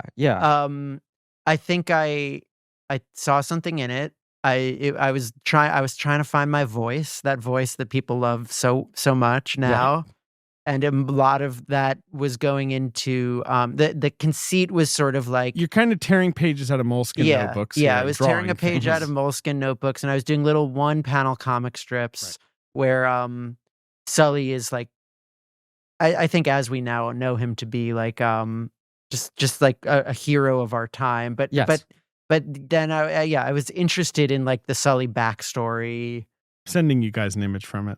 Thank you. You're welcome. Do you know that Dave and I like wholeheartedly? There's a big Sully thing. We defend that movie really hard. I don't think I ever actually saw the movie. That was the other thing. Wow, I hadn't seen the movie. I mean, the idea of him is so powerful. Yeah. That imagine a whole movie of that. No, I think that was where the comics came from. My Sully fan art was sort of like you don't have a man like Sully who's real very often. It's the man and the mythology. I mean, that's the Drive song's about a real him. You're a real human being. No, and it it's true. I feel like it was a different time to have a fascination with Sully in 2016. I feel like now post the rehearsal season 2. That's true. We were so fucking ahead of that curve. Yeah. Do you know what drove me crazy? People texting saying, you got to watch the rehearsal. Yeah. You're going to love it. Why? Because someone else stood up for Sully? Yeah. When we've been here doing the work for fucking years. And they tried to me as well. They tried to railroad us. 2016 or 17. The three of us were doing the work. Yeah. Boots on the ground. I gave Sully a sidekick named Tully, who is his... There's also little Sully? Yeah, Sully as a child? Sully's dad gives him advice. Sully's dad is a character, and his dad is kind of always like, if you ever have to land an airplane on, because there are he's sort of, there's a lot of that. Yeah. Right. Oh, he's constantly fighting birds. Yeah. Do you folks know, since we've already like spoiled Black Phone 2, yeah. Do you know the ending joke of Daddy's Home 2? Yes, we've talked about it on this podcast. Do you know it, Jane? No, tell me. The first Daddy's Home. Obviously, it's like Will Ferrell. Don't set up the first Daddy's Home. I have to go. Very quickly. No. Mark Wahlberg, Will Ferrell, stepdad versus birth dad coming back into the picture. Oh, right? I got to watch this. And he's feeling emasculated. Sophia Coppola loves it. It's okay. Hold on, because I actually didn't know. What's the movie called? It's Daddy's Home. See, it's important to explain these things. Stepfather, because it sounds a lot like Step Brothers. It's sort of that vibe. Yes. But I mean, not as surreal. But like demented Nickelodeon family comedy. Right. Yeah. So the reveal at the end of the movie is that They're actually father and son. Mark Wahlberg remarries. And she goes like, unfortunately, you are going to have to meet the father of my children, my ex-husband. And he shows up, and it's John Cena. And it's like, oh, here's the guy who can emasculate Mark Wahlberg. Now right? it gets passed down. Right. So then second movie. Is now Cena in there? they're a blended family. Cena's in there. They're all getting along, but there's a little tension between them. But now the grandfathers come in. And so the chain is Will Ferrell, or Will Ferrell's dad is John Lithgow. got it. Mark Wahlberg's dad is Mel Gibson. Oh, wow. And they save John Cena's dad for the end of the movie. And the reveal is that it is Captain Sully Sullenberger playing himself. That's good. Sully. And That's good. it's the only man who could emasculate Mel Gibson. Yeah. Right. I do like that, and I'm glad that Sully got a paycheck. Yeah, and probably Sully, like pretty good residuals. Get some residuals. Yeah. Did you want to say anything about Watto before I move on to number 5 at the box office? Yeah, you're fluent in Watto. When you first came in here for the last episode, you clocked the Watto There's a Watto. standee. There's a big Watto Pepsi standee. And you said, oh, we got to talk about Watto. And then we forgot to do it. Now we can right that wrong. It's the moment. It actually, I have a friend, my oldest friend, who is a big fan of the Blank Check podcast. So shout him out. That's Bob. crazy because that's the podcast you're on right now. Bob, what up, Bob? Okay. We grew up together, and it was like, Hi, Bob. yeah, we Bob? had this sense of humor, right? Like, or like a Watto. You know, you're looking for the things that don't quite add up in pop culture. In the year 2000 or whatever, 99. When was 99? 99, yeah. And we were collecting those Pepsi cans. Absolutely. And I feel like it was like my brain was still small enough that and it was such a big event, those prequel. It was like, oh, this is going to be like, we're about to get our canon. Yes. Like we kids, our parents got it. It was Luke. It was Chewie. Right. We're about to get our canon. It's these guys. Well, and they were pushing Watto so hard, I think, because of him being a CGI, like, visual effects breakthrough. And then you watch the movie and you're he's like, a Jew. He is, in fact, a flying space Jew. He's a bit of a Shylock. And he's like a very unsavory character in the film without having the coolness of a villain. There's also a slave owner. He is a slave owner and a gambling addict. There's a good Mad TV sketch. Do you remember that one? Oh, about Watto? Yeah, where they go to like George Lucas's ranch and he's like showing them the new characters, and it's just like, here's like Aunt Jemima, you know? Right. The Jar Jar discourse was so loud at the time. Yeah. That Watto kind of got drowned out. And the Nemoidians almost got right. forgotten. And I'd say the Nemoidians were second. Right. And I think we all are like of the same broken brain, where even in 1999 we were like, we were able to see that there was something about going on Watto. And then culture like circled back around 10 to 15 years later. I feel like Watto also has like, there's something like very Donkey Kong about Watto. Like Watto feels straight out of the like not the Nintendo, the Rare universe. I was gonna say Donkey Kong Country. You're speaking my language right now. There's some Banjo-Kazooie energy to Watto. Yeah. Yes. Right. But I mean, thank you for let's just put it in the parlance of these times. Watto is a scenery chewer. He is. What do you mean by that? If you're in a scene with Watto, you're gonna get out acted. And Neeson admits that to this day. Yeah, that fucking thing blew me off the screen. Yeah. And then you find out who Sully's father is. Yeah. I mean, let me put it in the parlance of our day.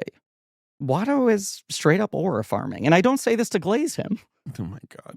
But the man was absolutely serving. So weird that Qui-Gon is like, I'll break any rule. I'll train a kid. I'll gamble for his life, right? I'll bring him, and then the kid's like, can I have my mom? And he's like, things are done a certain way here, all right? I'm not going to just take your slave mom from Watto. Yeah, this giant ship's a little crowded. I won one slave in the bet, okay? Does he Jedi mind trick Watto? Watto says that they don't work on him. Yeah, mind tricks don't work on me. I'm a Toydarian. Yeah. So he can't be. And of course, Watto, instead of flipping a coin, rolls a chance cube to produce a red or blue outcome. Part of the charm of Watto is that, like, I feel like the name Watto, that was perfect. The first draft. Yep. I think we did a good job. Number 5 at the box office is a romantic drama about ice skating. What's it called? Well, it's not The Cutting Edge. No. Famously, it stars Robbie Benson, who is best known as the voice of the Beast on the Video Archives podcast. In Beauty and the Beast, they did. That's right. And recently was on Severance. Who is the female lead of this movie? Her name is Colleen Dewhurst. Yeah. Okay. Big sort of theater actor. Yeah. Mm-hmm. This movie is called... Is it called The Something? No. Fuck. I'll tell you what it's called. It's called Enchanted Ice Hearts. No. Castles. Yeah, there we go. There you go. Okay. So that's the top 5. You've also got The Further Adventures of the Wilderness Family. What the hell is that? Sounds good. That's a Jane-esque title. Yeah. I fed it into ChatGPT. And You should look into that IP, see if anyone's got hold on it right now. That is a sequel to a movie called Adventures of the Wilderness Family, perhaps unsurprisingly. I don't know. Looks like some kind of like, Little House on the Prairie adjacent shit. You've got the Ralph Bakshi Lord of the Rings. Mm-hmm. Whoa, cool. Which rocks and is insane. Yeah. Wait, he did Lord of the Rings too? I thought he just did The Hobbit. No. So The Hobbit was Rankin Bass. That thing is okay. Right. And then there's the insane Ralph Bakshi, where you trace over it. What's it called? Rotoscoped Lord of the Rings. It is so weird and nightmarish. It's got all kinds of cool stuff.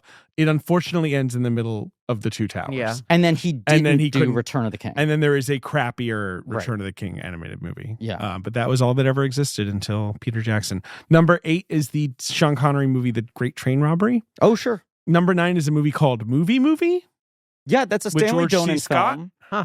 It's sort of Stanley. 2 movies. It's Stanley Donen's Grindhouse. I'm not kidding you. Dynamite Hands, a boxing movie, and Baxter's Beauty of 1933, a sort of gold diggers It's movie. Basically him doing 2 different golden age pastiche mini movies. There's a fake trailer in the middle. Yeah, it is. Yeah, I wasn't kidding. It's his Grindhouse. Wow. Movie is like, A, I think an incredible title. Yeah. And B, it is a fun concept. But it's also fascinating that anytime anyone's tried to do this, it has not worked. The public has said, fuck you. And then number 10. They've been wrong every time. Every time. Yeah, Grindhouse rocked. Number 10 is Across the Great Divide. What is that? It's a film, a Western with Robert Logan. Whatever. Doesn't matter. I have to go see the Sam Raimi movie in a second, so we got to wrap up. That's a humble brag. Sure. You were saying I got to go this whole time. I thought you got to make pasta dinner for your family. It's why I could do a later pod today because I have a screening. Well. I have to go to the Fortress of Doom, a.k.a. Disney headquarters. Whoa. You ever been there? No. They should let you in. They haven't invited me. Let you mess around with some stuff. They should let you develop a live action. Where's Watto? Where do you keep him? Where's Watto is not a bad title. I'll tell you some Watto writes stuff off mic. But I feel like it's about time, Jane, that you attach yourself to some random live action Disney remake that never actually happened. Right, some IP play. That seems to work out well for everyone my peers. Yeah, it's perfect. Not nightmarish and annoying. It's like about as good mileage as everyone involved in that hanging rock case. It's one of those. A lot of people just kind of disappear. Yeah. Thank you for joining us, Jane. Thank you for being Thanks here. for having me. This is always so fun. Very excited to see the new film, which will hopefully come out sometime in this calendar year. Yeah, this year. And you are working on Black Hole? I'm in the hole. Cool as shit. Which rocks. But yeah, that's what you're doing, right? Nothing else to plug? The book will be out in the fall. That's right. I knew you had another thing. It's like a 600, 700-page novel. Hell yeah. You wrote Antkind? Yeah, I wrote Antkind. It stars Richard Brody. What's the book called? I'm sorry. The book is called Public Access Afterworld. Very cool. I think it's good. It's a novel. It's a novel. It's going to be my Dune. This is my opus. Music to my ears. Nothing better. And it's like pan flute music. Yeah. Play it up again. My Sully fan art still. My Sully fan art still on Tumblr. Yeah. If you want to see my true first project. And yeah, I saw the TV Glow obviously, and we're all going to the World's Fair. The best. Yeah. Honor and privilege to have you here. Seriously, thank you for being here. Oh my God, so fun. Music's really chilling me out. I'll see your ass tomorrow. Well, hey. Not to spoil for the listeners, but we're recording episodes tomorrow. We are, in fact. What are we doing tomorrow? They'll have come out like 2 months earlier. We're doing Mailbag and Return to Oz. Or no, we moved the Mailbag. We're doing Carl's Day Paris. Yeah, right? which you'll have heard last week. Great. Thank you all for listening. Thank you, Jane, for being here again. Tune in next week for doop doop doo doo doo. Is it Gallipoli next? The Last Wave. The Last Wave, of course. Tune in next week for The Last Wave with our buddy Ben David Grabinski returning to the show, who also has a new movie coming out. And as always, I just gift to you, the listenership, the opportunity to listen to some chill-ass pan flute music.